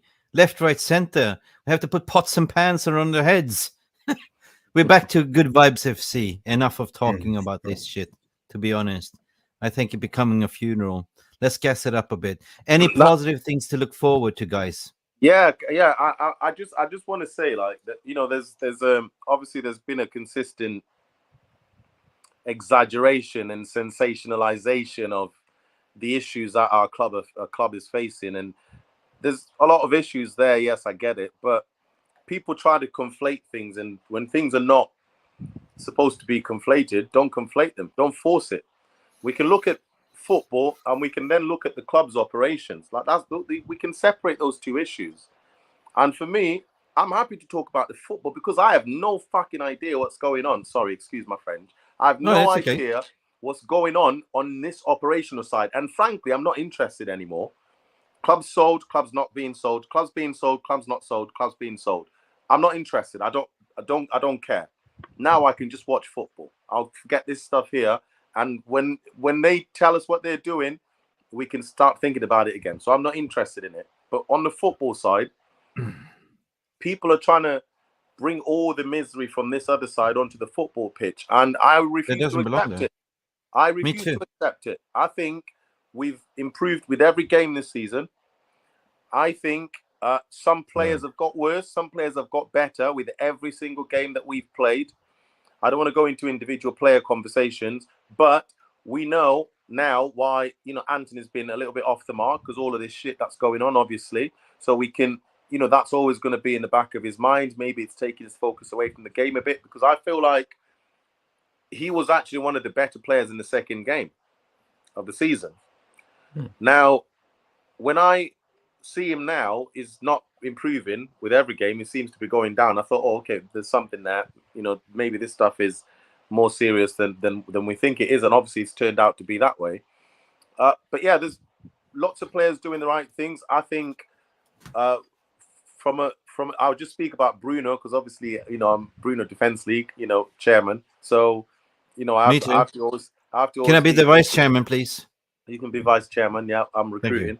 But yeah, like Bruno's, for me, good captain. He's been a good captain. He's tried to lead by example in so many different ways. I think he's actually emotionally, he's really tried to balance himself out, and I think that's a real challenge for him, because we know he's a passion player. So that must be a big adjustment for him to try and really control his emotions.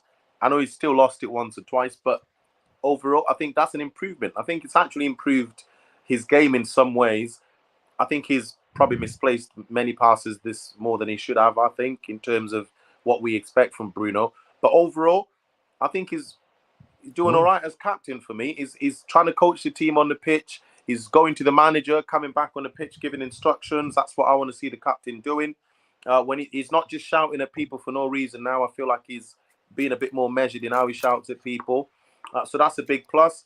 A few players really, really improving. Again, people have said no, but I think Wan-Bissaka is a story to still be told. You know, I think there's improvements there. When I look across the front line, it was good to see, obviously, Garnacho getting minutes, and I feel like he's going to be quite an important player this season. But Hojlund, you watch out for this boy, I tell you. I'm telling you, this boy, listen, I'm going to say listening. Don't sound like Ricky. I'm telling you now. Juan Mata will come back and score. No, listen. He is that boy. He has things that I love to see in my strikers. He has everything I like to see in my strikers. Back to goal, no problems. He'll form that second circle around him. No defenders getting through. If you want to get through, you're going to give me a foul. It's simple as that. He's so good at defenders. And you know what? At one point, he was backing himself up. And I can't remember who it was. I can't remember what defender it was, Arsenal defender. He was like, he couldn't believe it, how strong this kid was. He was like, what the hell is this? Who does this kid think he is, backing me up like this? You know, it was amazing to see. And you know what? When he's running for the ball, he wants to get to that ball. He's not. He's very different to Martial, who uses pace a bit, but really the effort is a little bit not quite there. No, this kid, when he looks at the ball, he wants to get to the ball, and he's going to get to the ball. And if he doesn't get to the ball, he's going to get a foul. Every single time he was making that effort, it was either he gets past a defender or he gets a foul. And that's magic. For me, that's what I want from my strikers. I need power. I need energy. I need intelligence. He's very intelligent. Of course, people were talking about that run, but I think that can be debated. You know, it could have gone either way, but that's by the by. And he's quick. He's got the pace. He's quite he's a channel runner. People were saying he's not a channel striker. I think he is, from what I've seen. He's a channel striker unless he's playing with his back to goal. So, do you know what? All in all, he's really, really, I'm looking forward to watching him. I think he's going to be a really good player. I'm not saying he's going to get 25 goals, but I think he's going to give us some really nice goals, really good striker goals. And guess what? He's only 20. He's got plenty of years to develop to become that person. And guess what? Ten Hag was shining like a kid in the Christmas because he knew what he was buying. Nice. He's been scouting him. Good. They've been scouting him. But listen, Mark, get ready. Jarvis, 1, 2, 3. Deflated Arsenal balloon. Big up Marky in the house with your super chat donation. Trinidad in the house, man. It's competitive sport, not a popularity contest. 100%. It is a competitive sport, and this is what it is. Ten Hag has always come out to say, you have to prove yourself. You have to follow my rules and principle. If you're not good enough in training, I drop you. If you're not performing the way I want, I drop you. That's the thing. Remember, he dropped Rashford for coming 2 minutes late for oversleeping. What do you think he's going to do with Sancho? I know that Sancho is the original from Trini. I know you should back your man and everything else. But at the end of the day, I agree what you're saying there, Jimmy. It's all about the team sport. It's all about the overall team. And I'm feeling, okay, we had a little bit of rough patch. But when you look at positivity moving forward, when you see glimpses what Haaland can offer, what Sofyan Amrabat can put in, like, I see Sofyan Amrabat playing as the number 6, And the reason why I'm saying Amrabat is a number 6, that means that you will have Casemiro, who is more of a goal threat going forward, as well as number 8. I don't see Bruno getting dropped, but you will see that Bruno might have rest. Casemiro might have rest. We have all of a sudden squad depth in the midfield, which we haven't had for a long time, right? Mm-hmm. We have a focal point that could link up the play, that can hold up the play. He's super strong. For 20 years old, he looks like he has a body of a 27-year-old full-grown man. 100%. He's good. He's strong. Very strong. I agree. I just want to bring in Mark for a second. How do you feel about this new player, Amrabat? How will he affect this team? I'm really looking forward to see him, because we have many players who are good individually, like Casemiro. He is good at defending, breaking up the play. Rashford is good at counter. He can run fast. He's good at shooting, dribbling. But we don't have many players who goes the extra mile to fight for the person beside him. And those players we need, and I think Amrabat will be exactly that. I don't think he will excel at being a defensive midfielder or whatever, but I think he will make everyone else a bit better by having their back no matter what. And we need players like that, because we don't have many of them. Yep. So that's what I expect from him. Fantastic, people. Smash a like, people. I saw some rude comments here, but I'm not going to read it up anyway. We didn't plan to do a show today. We just said, listen, let's go on and waffle football, because I've been deprived of talking football. I'm tired of these abuse stories. I'm tired about everything that's been going on. Let's just talk football and bring positivity back. I know we're not playing for another week. I have a follow-up question to Mark. Since you're Danish, I just want to... How long have you been heard about Hojlund? And has he been like a exceptional talent for years in Denmark that you all knew about? Or has it just arisen the recent year? He has arisen in the recent years. When he played for Copenhagen, he wasn't even a starter. He's doing so much hard work and training. He's very determined. I would say he has the capability of becoming a world-class striker. There's only one thing. He reminds me of a young, like, Wayne Rooney, in terms of effort on the pitch. Yeah, perhaps. There's one concern I have, and that is he, especially in the Premier League, he needs to know when to not go all in a tackle, for example, because some defenders will eat him up and he will get injured. But I think he has the capability of becoming a world-class striker. But back in the day, he wasn't seen as a spectacular talent at all. It started after he left Copenhagen. They kind of saw him as like not a flop, but he's never going to be good enough to be our main striker, so we might as well sell him. And after that, he has like rocket jump, like become so good and famous. Interesting. Listen, I read something earlier in the VR. Apparently, Antony has done an interview, so there's more quotes coming out. Have you heard anything about that, Tom, or is it something? We've watched a remix as well. I saw something in the VR room that Antony has done an interview, and there's more quotes coming out from his camp. Yeah. He has done an interview, as far as I'm aware. I don't know what news outlet he's done it with, but there is some quotes where he's saying about he's got a sister and a mother, and he's completely against domestic violence and things like that. But I think from one picture that I think I got sent from somebody that he had tears in his eyes. So, I mean, Listen, look at it for what you will, I guess. But it's a tense situation, even any way that you look at it. So, I'll see if I can find the quote somewhere. It's going to be.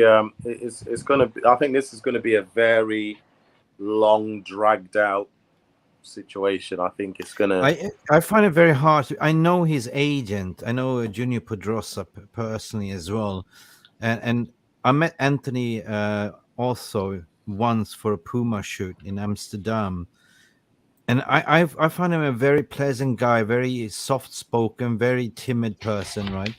But he shows his aggression on the pitch. So it's very hard to read the stories. And the question is what I keep saying, that, yeah, there was a third banker that came out to have an exclusive interview on a network. But then you have to ask, how much did that network produce to pay you to come up with this story at the end of the day? And that's not evidence, right? Yeah. So everything is like clout-based, clout chasing, money grabbing. At the end of the day, what I'm trying to say, the footballers is the easiest victim, right? Mm-hmm. And I'm certainly feel that there is kind of something. Why now? I keep asking. Why now? 1 year later, after his big money move, is this coming out right now? I think with these kind of stories, you know, the way that the some of the other stories are played out. You know, for me, I think the wise thing to do is to just keep quiet about it, unless you've got some information that you trust with your whole heart. I'm just playing the devil's advocate. Everyone had a bad. I'm not going to comment too much. Okay, everyone had a bad breakup, right? There's always the one that's got broken up with. That is the stalker, the stalking horse, that doesn't want to leave. Okay. Maybe you had a very passionate relationship, but it was a storm, and there was a lot of arguments. And God forbid the Brazilians, the South Americans, the Latin flavor. There's always, I know some. I used to be married with a Colombiana, so I know exactly what it is. If you see the movie Matrix, that was me, like doing the dodging the bullets, right? Slow motion. So they can be quite feisty, to be honest, right? But how can we be so unlucky? The Greenwood situation was horrible. I heard and saw the video, and now Antony, like, for real? How can we be so unlucky? This is what I'm saying. It's like, it feels like a plan. Like it feels like some puppet masters are doing some shit. It just feels like that. I think there is some sort of a cultural problem within United. And I mean, it took Ralph Ragnick, and he was only here for like 3-4 months, and he brought the first ever sports psychologist to the football club. Yeah.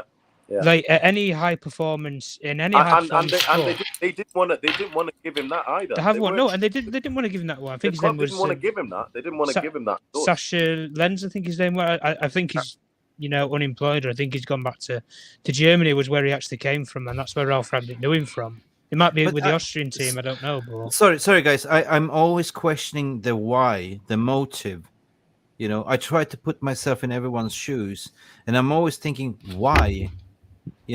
Why are you gaining? Why didn't you do this 1 year ago? Why didn't you do that back then? So what is the motive? You know what I mean?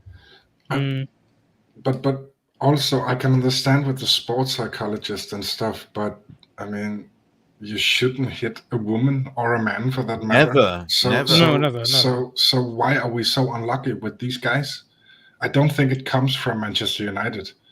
Well, the thing whenever you buy a player, you're not just buying a football player; you're buying a person at the end of the day. And I don't necessarily think Man United have been really thorough about the vetting process of actually the sort of character they're buying in a player. Characters and you can have some of the best characters in a dressing room who can influence players to be better than what they are, but they might not be a brilliant footballer themselves. And clearly, we've had it before. We already know that certain players get labelled as, party boys or, outgoers or whatever. I mean, Jack Grealish is probably the prime example of it. We've seen what's happened with him, the England camp, and everything that happened with the Man City and stuff and that. But at the end of the day, money is irrespective of it. And if you're not going to, these players, when we talk about it, are young. Antony's still a young, relatively new player. He's coming to a new environment. But even in saying that, if Manchester United are going to spend the amount of money that they have done on this player, you want to know stuff about him. You want to know what's his family life. How is he handle himself? What's his sort of lifestyle within the Netherlands? But Ten Hag knew him from Ajax. Yeah, but Ten Hag already knew him. So how? A manager and a player relationship, and this is what I mean, where maybe Ten Hag has too much control over this football club. Because when we speak about it, you need a direct. It should be Ajax and Manchester United he has gone through without telling his issues, because both of them should do what you're saying, but none of them has catch anything. But Ajax are getting paid upwards of 90 million euros. They're not going to be bothered who they sell you. They could sell you, It's not about that, But when he came to Ajax, it's business first, to them. When he came to Ajax at first, they had to do the same thing. He was a young. He was a lot younger. But when you look at players, some players it takes them years to actually mature or adapt to a league or to an environment, and it takes. Let me just put some context there. People that come from the streets of Argentina, people that come from the streets of the poverty of Brazil, the only way out is the footballing skills. Antony played barefoot on the streets. Antony is a humble person that everything was given to him. He embraced the challenge. He came, Ten Hag brought him to Ajax. Licha was brought to Ajax as well, the same way. Yeah. They come from nothing, and what Ivo Bosic say, the high court of Twitter, you only need 30 seconds of proof, not 50 minutes to judge you guilty, 100%. I would just want to bring to the context, like I can picture myself in my past and my, having a stormy relationship with an abusive woman that I walked away from, because I'm not going to hit you, but what gives you the right to hit me, right? If you're going to flip it around. And my best mate was madly in love with another woman. She was absolutely nutcase. She was beating him all the time, and he didn't want to lay a hand on her. It was very abusive. And when he broke up with her, she kept saying, "Oh, I will improve. I will improve. I will improve." Up to date, she's still chasing him, still stalking him, and so I'm sorry, it was my fault. But she scarred him for life as well. A stalking horse. Sounds so that's like why I'm also. Sounds like the Amber Heard and Johnny Depp situation. No, but what I'm saying that was the same, innit? He was well off. He was making money. She was just like living on him, right? That's what I'm saying, right? He was treating her, buying her the good stuff, taking for nice holiday, first class here, business class tickets, and that's what I'm saying. When you're living with a footballer, all of a sudden they start making money. You offer them that, that blanket, and all of a sudden that get ripped off, and all of a sudden what you're gonna do now? Well, if I can have you, nobody else can have you. You're still mine, and I'm going to screw up your career. There's a lot of things that I'm start thinking about, like, at the end of the day, we're not here to judge, and I agree with this tweet, what Ivo is saying, like, people at Twitter, you see things, and they all become the judge and jury straight away. Yeah, every time. The difference here is that we haven't seen any form of videos. We haven't seen any form of pictures. There's been one picture where it could be anything. All it's been is just hearsays, like, oh yeah, he grabbed me against the wall, tried to have sex with me, blah, blah, blah. Someone posted a picture of hands. Fingers, like something. Fingers. I'm like, what the hell does that, what does that prove? Just, I mean, again, like I said, this is just, I'm not doing it. I'm not doing it with this one. I engaged the Greenwood one too much. I'm not engaging this one. Nope. No. Leave it be.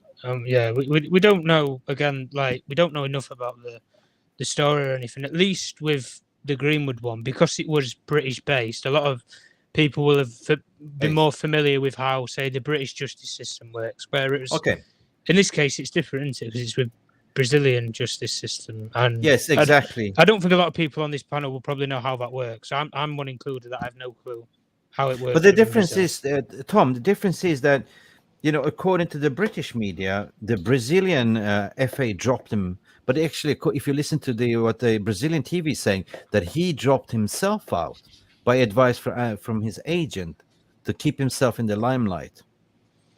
So there's two different stories there.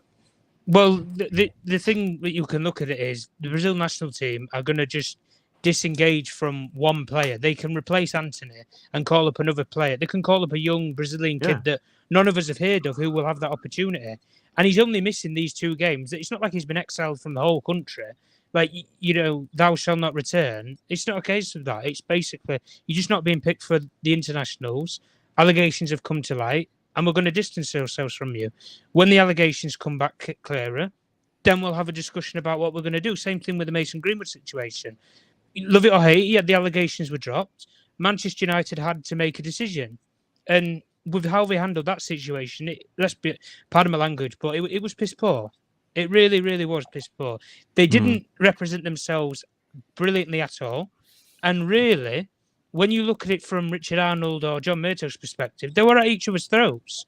The sporting side of the club wanted to keep Mason Greenwood. The whole commercial side of the club and marketing team were completely against it because of the brand reputation it was going to give them. But there you go. You have to do something. And at the end of the day, it's better to do something than you're just going to sit there and people are going to think, what are you actually doing? You're doing nothing. And as much as this whole Antony situation is actually blown up now, I don't know if you've made this clear or anything at all anyway, Mick or Jarvis, is these allegations had been brought towards the end of last season. These is like 3-4 months ago. But the only difference now is that the Brazilian authorities are now in contact with Greater Manchester Police, and they're building a rapport between what's happened potentially in Manchester and what's happening, I think it's Sao Paulo in Brazil. And from there's clearly a case, and the Brazilian national team clearly know a lot more than, say, Manchester United will.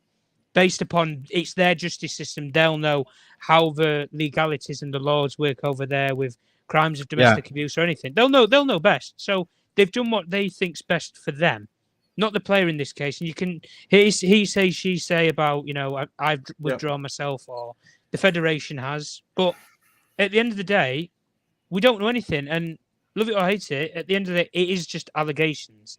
That is it. It is allegation, and that's what I'm saying. There's no evidence. Like somebody said about you guys just said something about fingers, and I've just thought to myself, I'm thinking, what the hell does that prove? It proves nothing at all, nothing. And we've seen it already with one football player at our football club. Like a victim can make an allegation against somebody, and then unfortunately they might go back to that person. I mean, true. It can happen, unfortunately. Under no shape or form are we promoting anything. We're just having an open adult No, of course debate, not. Of course. exploring different scenarios. What I'm trying to say, because this opens up your channel of thinking in my way. Because I want us to apply logic and reasoning. I start using our brains and not following what the agenda is here. And clearly, the agenda is now pointing that you make him guilty, right?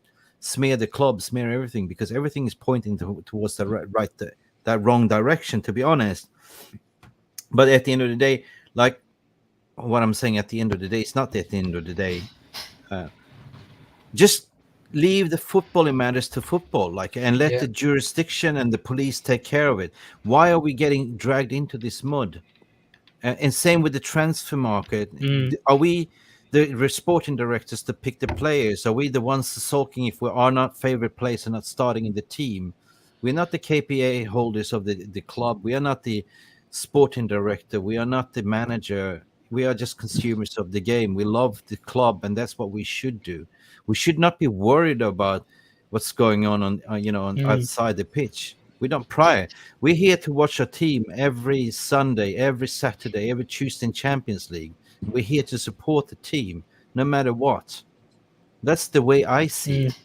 It's not my business it's not OPP. Are you down with other people's business? And that's what it is. Are you down with OPP? Yeah, you know me. You know that song. So what's it to you what I'm doing behind the scenes here after I close the scene? It's my business, not my personal life.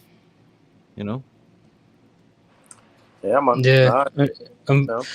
I mean, unfortunately, though, with the society that we live in, and even social media plays a hand in it, it's almost as if you're guilty from get-go, but unless you can prove your innocence, everybody's just going to assume you're guilty. Big up, Suze82. Big up. Welcome to the stream. Glazes out. Bank is out. Green and gold until we announce and sold. 100%. I haven't seen your name in the chat before. That's why I want to give you a shout out. Big up Suze, man. Big up Suze. That's the homie, man. That's the homie. It's your homie, yeah. Yeah, Suze. Yeah, we've been following each other for a while, man. She's always there. She's always like support. She's always supported like the no agenda thing. She's a proper Man United fan as well. Like big up, bless. But that's what it should be, Susan. That's why no agendas. Like, you know, that's what it should be. Jarvis, you've been quiet. Yeah, I just see this question from RJ. Just a quick yes or no question through the panel. What do you think? Will Antony play next week? We can start with Mark and go around the table. I don't know. There's no sitting on the fence. Yes or no? Yes, he will play. Okay. Jimmy? Yeah, he plays. No choice. Sancho's off. Sancho's out, so he plays, unfortunately. Tom? Who are we playing again? When we return? Brighton. Oh, he's definitely going to play then. Definitely. He can't not play. He can't not play, no.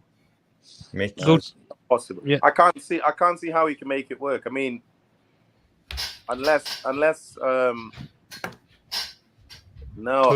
somebody.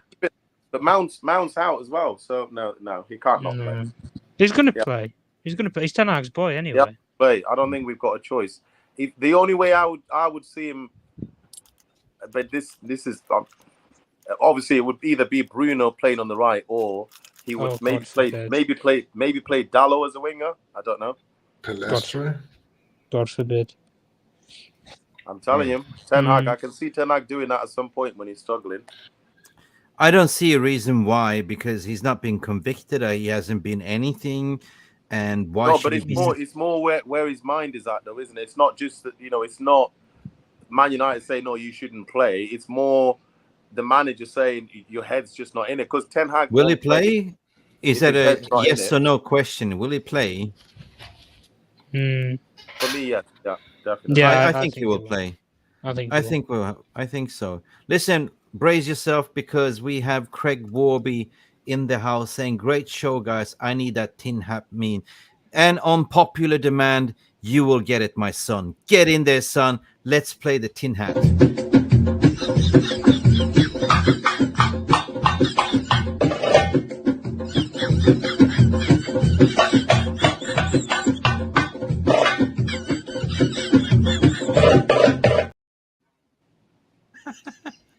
Thank you, Craig, for your donation, mate. That will break up. Oh, Mick. Jarvis. Someone needs to block you from that meme. Jarvis, no sitting on the fence. No sitting on the fence. Let's get an answer. Yeah, will he play? We're going around the table, so Mick is first. Will he play? Yes or no? Mick said yeah. Yeah, okay. He will play. I don't think he will play, but not because he's not allowed to, but because he chooses not to play, because he's not mentally ready to play. This is a really hard thing. I read that people said he was crying in this interview, and I think this will affect him a lot. So no, I don't think. I think the pressure will be too much. Yeah. Do you think he'd pull it? Do you think he'd pull himself, or do you think the manager will just pull him? I think there's a time when the manager should put his arm around his shoulder and say, "You can sit down." Well, he pulled himself out of Brazil of emotional, like he couldn't play. So obviously he might pull himself up, but at the end of the day, but I think it would be more like Jarvis is saying. I think it would be more the manager protecting him more than anything. Yeah. I think if he because the way where things are, because we don't know how far this thing has gone. We only see in the very surface information. So it could be that this thing has gone so far that his mind is just not there. And if Ten Hag would not play him if his brain is not there. So there's no way that he would play him if he doesn't think that he's gonna mentally be able to fight, because Brighton's a fight. That's a battle. Yeah. So, he's not going to play him if he's not right. But I think, personally, he's going to play just out of desperation. If he's there or thereabouts, I think he'll play. No question. Yeah. I have something. What happened here? Okay. there was somebody that was trolling, got removed. Anyway, good. Yep. There was somebody that removed. I saw it. And guys, thank you, moderators, for keeping away trolls. Anyway, guys, Kobe Mainu is also one coming back. Something to look forward to. Apparently, that's very exciting. Actually, for me, that's extremely exciting. Extremely exciting. Yeah, Pelistri is playing tonight, according to Evo as well. No, hang on, that was wrong. Big up to Nikki as well. Pelistri's playing tonight. Listen, we are stacked in the wing anyway, so even if he's not playing, I don't believe Sancho will be playing either. So it'll be Pelistri in that case. I don't mind Pelistri starting, to be honest. I don't mind. It doesn't, especially because as he hasn't started a game yet, has he? So, I feel like he's that kind of player. He's a bit like Garnacho in that it makes them think, oh, I'm important, and it makes them work harder. Yeah, so they don't get smug. They kind of go the other way where they're like, oh, I need to work harder. Because Garnacho, when he started, one of the problems was he was too keen. So he was making all these massive mistakes because he was so keen to impress when he's in his first start. That was making so many really, really silly mistakes. I mean, mistakes that he doesn't normally make either. So didn't Pelistri start against? I could be wrong. I think he started against. Was it Real Betis away? I think it was in the Europa League last season. I think he started. I think it was. Yeah. I think he did get a start, but he's not had a professional Premier League game. Yeah. Really, where it matters and it's competitive, for what a lot of people would say. But he's had good cameos. That's the one thing that we can say. He's been decent coming off the bench and stuff. But I mean, even if he doesn't play with Antony or Sancho in that case, I mean, I still think Garnacho would probably play ahead of him, and he'd do a madness and put Rashford on the right wing, or I don't know what he'd do. Fernandes on the wing and play Eriksen, attacking mid or something like. Who will he be up against? Is it Estupiñán, who's their left back? He's like I think he's like an attacking fullback though, isn't he? He's not really a defensive solid. He's not very defensive. I think Antony got at him a lot in the FA Cup semi-final. Really, he got at him quite a bit. Personally, I would like to see Pelistri start, but I think Ten Hag will put Bruno Ten on Hag the right. He will put Eriksen in a more 10 Mason position. Mount. Play Amrabat. Mason's and injured, isn't Casemiro. Oh, he's injured. Yes. Mount's injured. So yeah. But if it was up to me, I would give Pelistri a chance. But I think he will play Bruno there, and he will play Eriksen as a 10, and Amrabat and Casemiro. Do you know what though? Do you know what? One of the things that, like, I've got this. I don't know if I can call it fear. That Ten Hag's been getting a bit too nervous sometimes, because I'm one of these people that when Ten Hag was appointed, I went back and watched the previous 2 seasons at Ajax. So I went and found because I found all the games, and I didn't watch every single game, but I was watching as many games as possible. The home games, I watched pretty much all of them, start to finish. But because I was trying to understand how this manager thinks, and so I know what to expect. But it feels like at Ajax, especially for those last 2 seasons, he was very happy to start pretty junior players, like youth players. He was more than happy to start them at Ajax. And it feels like the Premier League has given him such a scare in the sense of, fucking hell, this football is really intensive here. So he's almost afraid to start the youth that he would have been happy to start when he was at Ajax. So it's like he's giving too much respect to the Premier League almost. Yeah. Listen, I want to give shout out to the VR room. This has been a Netflix episode marathon, 2 hours and 8 minutes. Doesn't feel like it. At the end of the day, big up Susie82 as well for finding the channel. Good Gigs came out and spoke about club. Qatar best option is Glazer to sell soon, he said as well. And I also see the comments here from Matty R saying he's worrying about the centre backs and hope Maguire won't play. And guess that's the weakest link at the moment is the centre back situation. But I also want to address another thing, and I don't know if Musala, did he end up, he didn't secure because the Saudi window is closed. So Jurgen Klopp didn't end up being Jurgen bin Dippen. Have we got Bayern straight after Brighton? Is that right? Yes. now. Jesus Christ, God. You didn't get the joke. Bin dipping. No, bin dippers. Don't. No. Aber bin Jaber. Bin. Bin salam. Bin this. Bin that. Like Arabic. Yeah. So I call him Jürgen bin dipping. Nah, he's another one. Yeah. What do you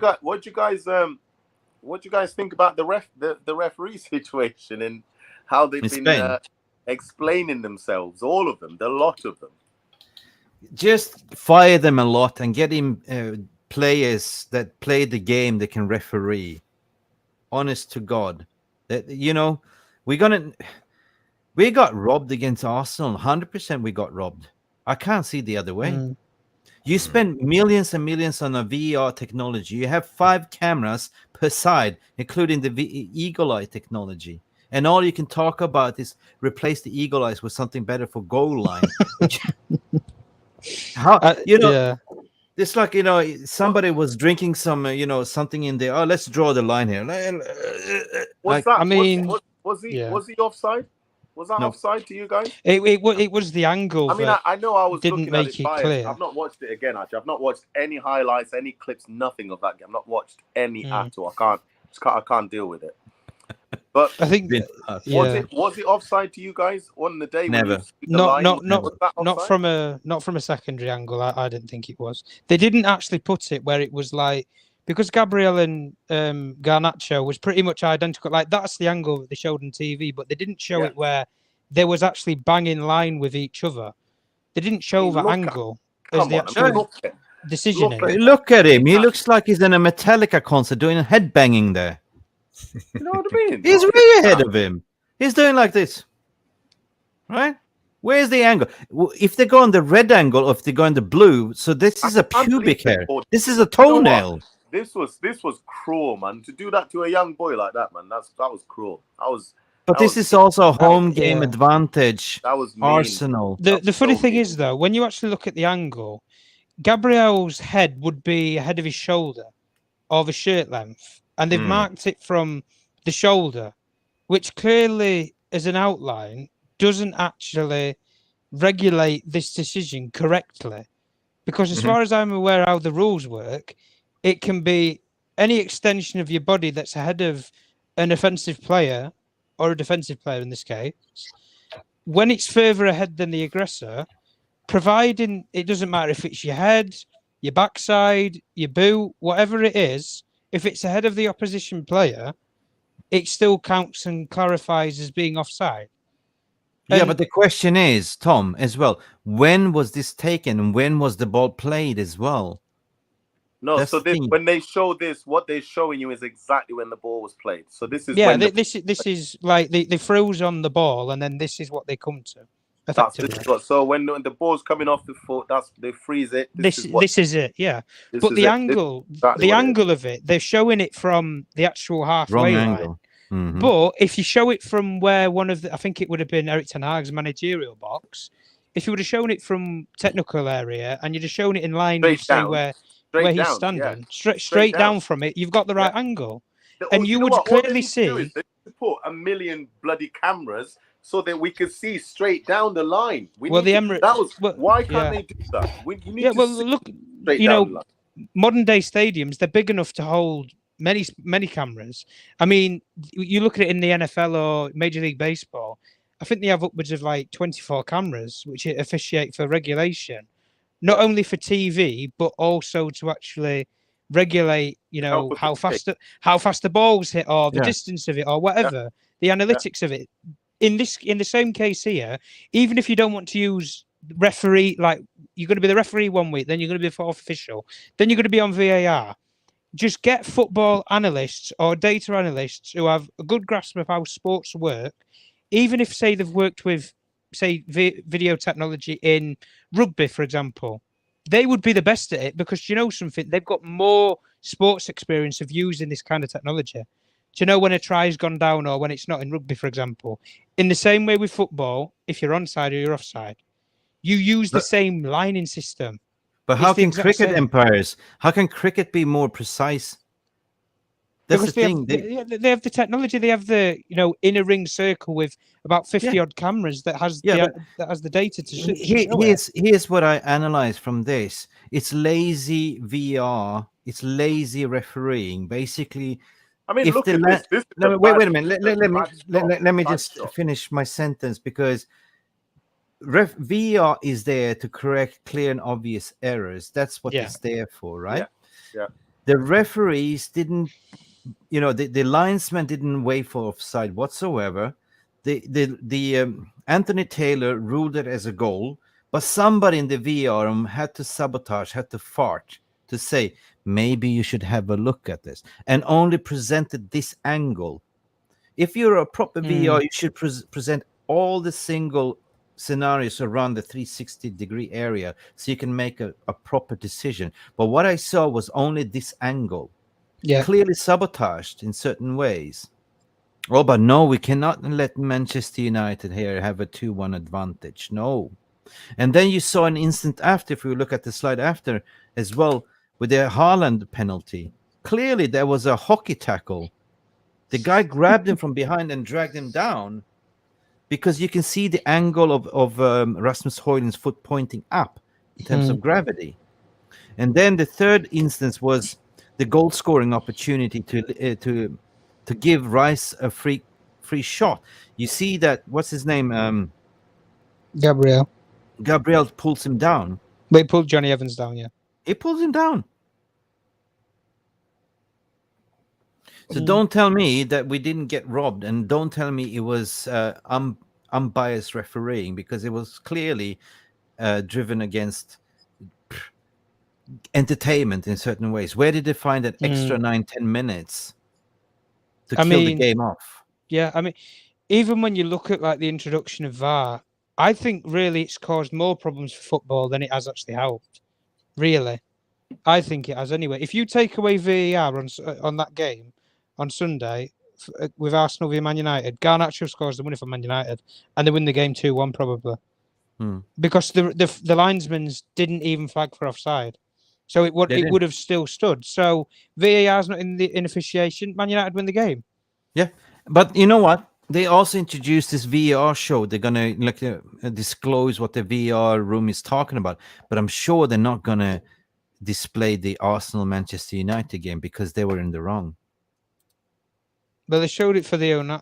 When you look at this thing with the actual like voice audio and recording, they kind of like if you saw it from the actual first show that came out, like where they showed the Onana incident, they actually voiced over the fourth official and what he was saying to the players to actually mask what the actual referee was in conversation with the VAR official. So you can't even clearly understand what VAR is telling the referee and what the referee is responding to what VAR is telling him. They're covering up. It's a cover-up. This is the thing. But unless, like you said, Mick, there's a clear and obvious error, VAR shouldn't intervene in any situation. That offside, where you look at how close it is, check it. But if it's not clear and obvious that it should be offside or it shouldn't, which that is not obvious. It's not obvious it should be onside or off. Okay. So just stick with the on-field decision and end off. Here's what we're going to do. And here's my proposal. Any handball within the 6-yard penalty box that touches a hand is a penalty. Every decision... Might as well. Clear the confusion. Every single decision, we want to hear what they're talking about. Because right now, they're protecting themselves. Don't talk to me. Talk to the hand. If you waste the ball, you get a yellow card. They're just protecting themselves. They're hiding behind, they're hiding. The thing that VAR are doing, they're hiding behind the fact of that. From what Howard Webb, who's the head of PGMOL and for VAR and the officiating of it, they're hiding behind the rights that FIFA have over them, where they can't. I think there's a law or something that legally they can't voice over what a referee is saying to a whole stadium. They trialed it at, say, the Women's World Cup, where you had, say, the official read out, VAR check, and then the microphone of the referee goes to the actual officials, and it rings around as like an announcement for the stadium. But they've not trialed that in the Premier League, based upon that they say that because of the level of noise that the Premier League stadiums emute, no fan would be able to hear what the referee's saying. Well, when you hear an announcement about, can so and so with a license plate SQX999 please move your van from the parking lot? Yeah, you can hear that, can't you? But you can't hear if a referee. But if that's the point, why not play it on TV then? Exactly. Why not have it where you have the TV, where you have the modern day technology screens in football stadiums? Show the decision. They don't do it. No, but I hear what you're saying, but I feel that the new FA rules has been just to protect the referees. You're not allowed to talk to ref. Only the captain is allowed to talk to ref. Well, that's bullshit as well. Yeah, that's bullshit. You've seen captains go up to referees and they get yellow cards. Yeah, but all of a sudden the referees in the limelight, right? They're protected. They're like gods on the field. Referees should be kept in the background to referee the game. All of a sudden they are in the limelight. Yeah. They are protecting themselves. Jurgen Klopp, Liverpool did was a McAllister. They overruled that red card. Yeah, for the red card, yeah. If that was United lodging a complaint, we will never get it through. No, and then if you actually make the complaint and you lose the appeal, they get an extra game as well. Well, you get punished for appealing. Where the fuck is that coming from? Yeah, well, it's like you have it with a straight red card, then it's 3 matches. I think with what Virgil and Van Dijk done, because if Liverpool, they didn't appeal it, but if they would have appealed and then the FA and PGMOL would have stuck with their original decision that it was a red card from Van Dijk on Isak for the Liverpool-Newcastle game, if they would have then appealed the decision and they lose, then Van Dijk gets a 4-match ban. But he's already getting an additional 1-match ban anyway, because I think he gave I think it was like a verbal attack or abuse on the referees officiating or something like that. But he's the captain. And I understand, and it's not defending what Virgil van Dijk actually said or did, but he's the captain. He should be able to dispute the decision at the end of the day. 2 points that I want to add to this debate. One thing is, in a justice criminal law system, if you get your sentence, you have the chance to appeal. Yeah. Does it make sense to you if you appeal and you lose that you get extra penalty? Extra sentence. You get 2 more years on your sentence because you dare to appeal. If you're guilty or not guilty. Yeah, if you're not guilty. Yeah. So that tells you they are backing themselves. Number 2, we might as well do what they do in tennis to give challenges, like if it's the ball was out or not. Just to, I don't agree with you. I don't agree with this. You have 2 challenges, 1 per quarter. Yeah. Challenge the referees. Why are you not allowed to do that? You should challenge it to say, no, I don't believe it. Let me have a look at this. Yeah. But no, then we will slow down the game. But clearly, Premier League and the TV rights, they want to create more value for the money. They want to have late goal dramas. And that's what I believe they added on this extra 9-10 minutes. But if you look down at continental football, the VR system is working perfectly fine. I think even with this sort of time initiation, the amount of managers that we heard last season about where they were going about time wasting and all this, that, the other, they've added the minutes on. But surely that's just going to prolong. When you get to Christmas, I'd be surprised if you go to any club in the Premier League in that busy schedule, if you're not going to have every single club that has like 4 or 5 key players out. You're going to have to, because you can't have that many players play high performance games and they're having to pay an extra 10 minutes per game. So really, in a 4-game season, if that's the case, to 38 games, they're going to play 380 more minutes, more than that they have to. Like, it's a joke. And when you're playing, say you play on Monday, then you'll play Wednesday, then you'll play Saturday, then you'll play the following Monday, you play the following Wednesday, you go to Friday, you're playing like 6 games in 13, 14 days, and you could have half your team wiped out. All because of, and it's going to be down to muscular injuries. It won't be anything major. It'll be muscular injuries. And what are the PGMOL and the Premier League and the FA going to say? Oh, we made a mistake. We'll reassess the rules in the summer, and then nothing gets done. That's it. It's like you're playing extra time all of a sudden, 10 more minutes.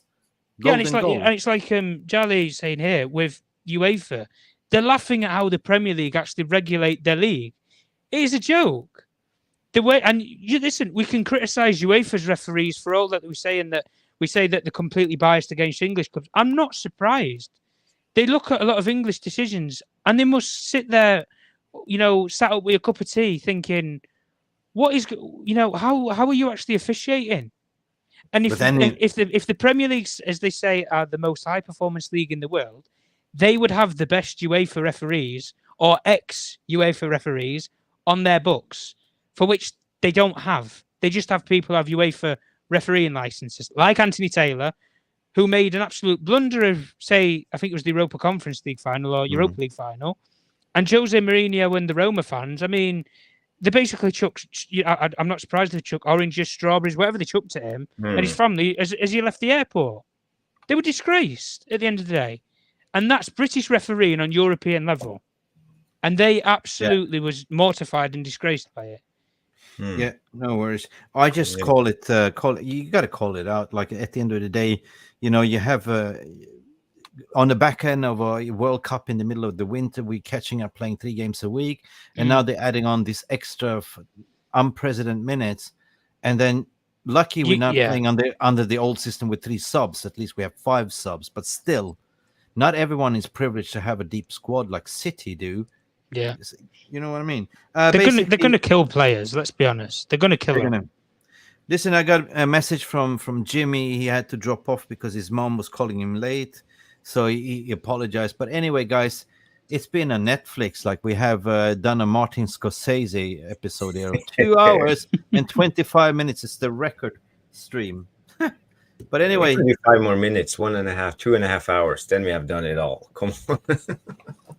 4 minutes left. But I just want to say, when it comes to the ref, I just want to say one thing. As a referee, as the players, we all do mistakes, even referees.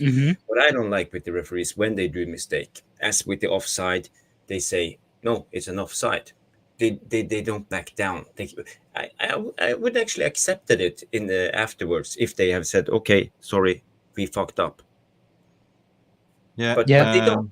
They don't. The arrogance is pissing me off as a footballer. If you have an arrogant referee, that's the worst thing you can have on the field, because a good referee, he admits when he does wrong and say sorry to the players and play on. That's just the way it is. RJ, I know you sent another angle to me on Twitter, but I can't. Did you send it on DM or did you send a notification? I can check. Apparently, RJ has another shot that shows there was not offside. I'm gonna check it out, but hang on. Let me see. Yeah, whatever Edward is saying, I want football to go exactly the same way as rugby league. Yeah, 100%. That was what I was talking about, because in rugby league, you can hear every umpire decision. They're talking, actually. And same with hockey, right? Yeah. And American football. It should be transparent. But it seems to me that they are protecting themselves. They are frauds in a way. Yeah. I mean, they're mates. They back himself. Like, Yeah. In the bus when they talked, Mick, everybody was talking into each other's mouth. There were no leaders. They were just, okay, it's offside, it's back, and blah, blah, blah, blah. Look at this, look at that. Everybody at the same time. It was very hectic. I can understand that. But, it's very hard to make a good ruling when you work like that. Yeah, sorry, RJ, I could not find your tweet. Anyway, I'm tired. It's been a long stream. Basically, tonight was just to have a, clear out everything and just talk. Therapy session in a way. Good vibes, good FC. Yeah. Big up Tom for coming in as well. Big up for the VR room for sticking us, because you guys, you've been here all along. You've been watching. It's like a Netflix been watching, right? 2 hours and 28. For that. Yeah, 100%, guys. It all started so positive, and we're still positive. But at the end of the day, it is late. I'm tired. Yeah. Big up Mick and Jarvis, what Angie is saying. Uncle Jimmy, Botswana, Poppy, everyone, the mods, the chat, the VR room that came in. Yeah, no, listen, RJ, I get that point. Listen, we will close this shop right now, I think. If you guys have anything else to discuss. No, I think we're good. We have 1 minute left, then we have a 2.5 hour new record.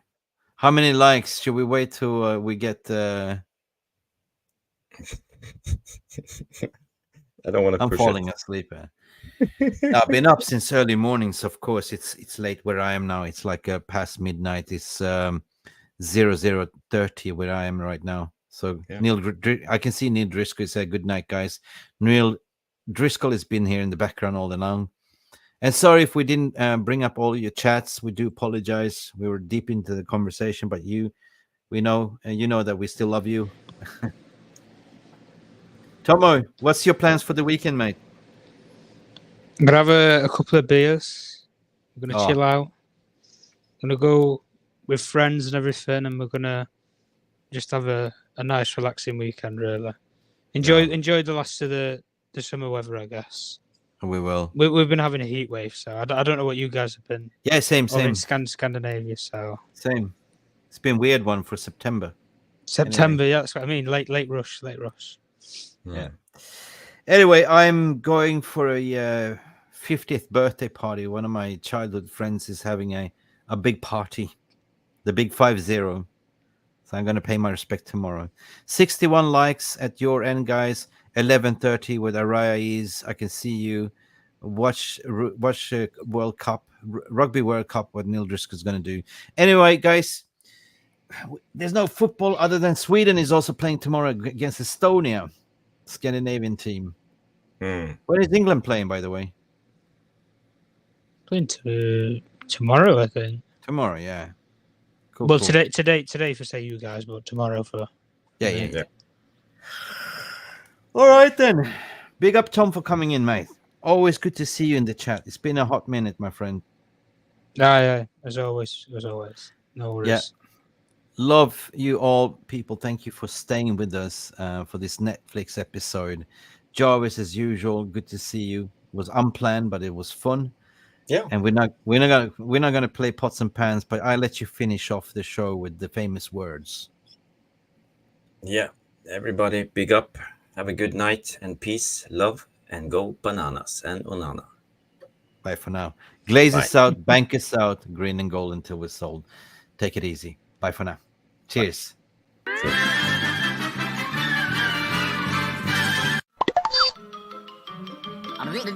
That's all, folks. Thank you so much for stopping by and watching MUFC Realist TV. Don't forget to like and subscribe and follow us on the socials.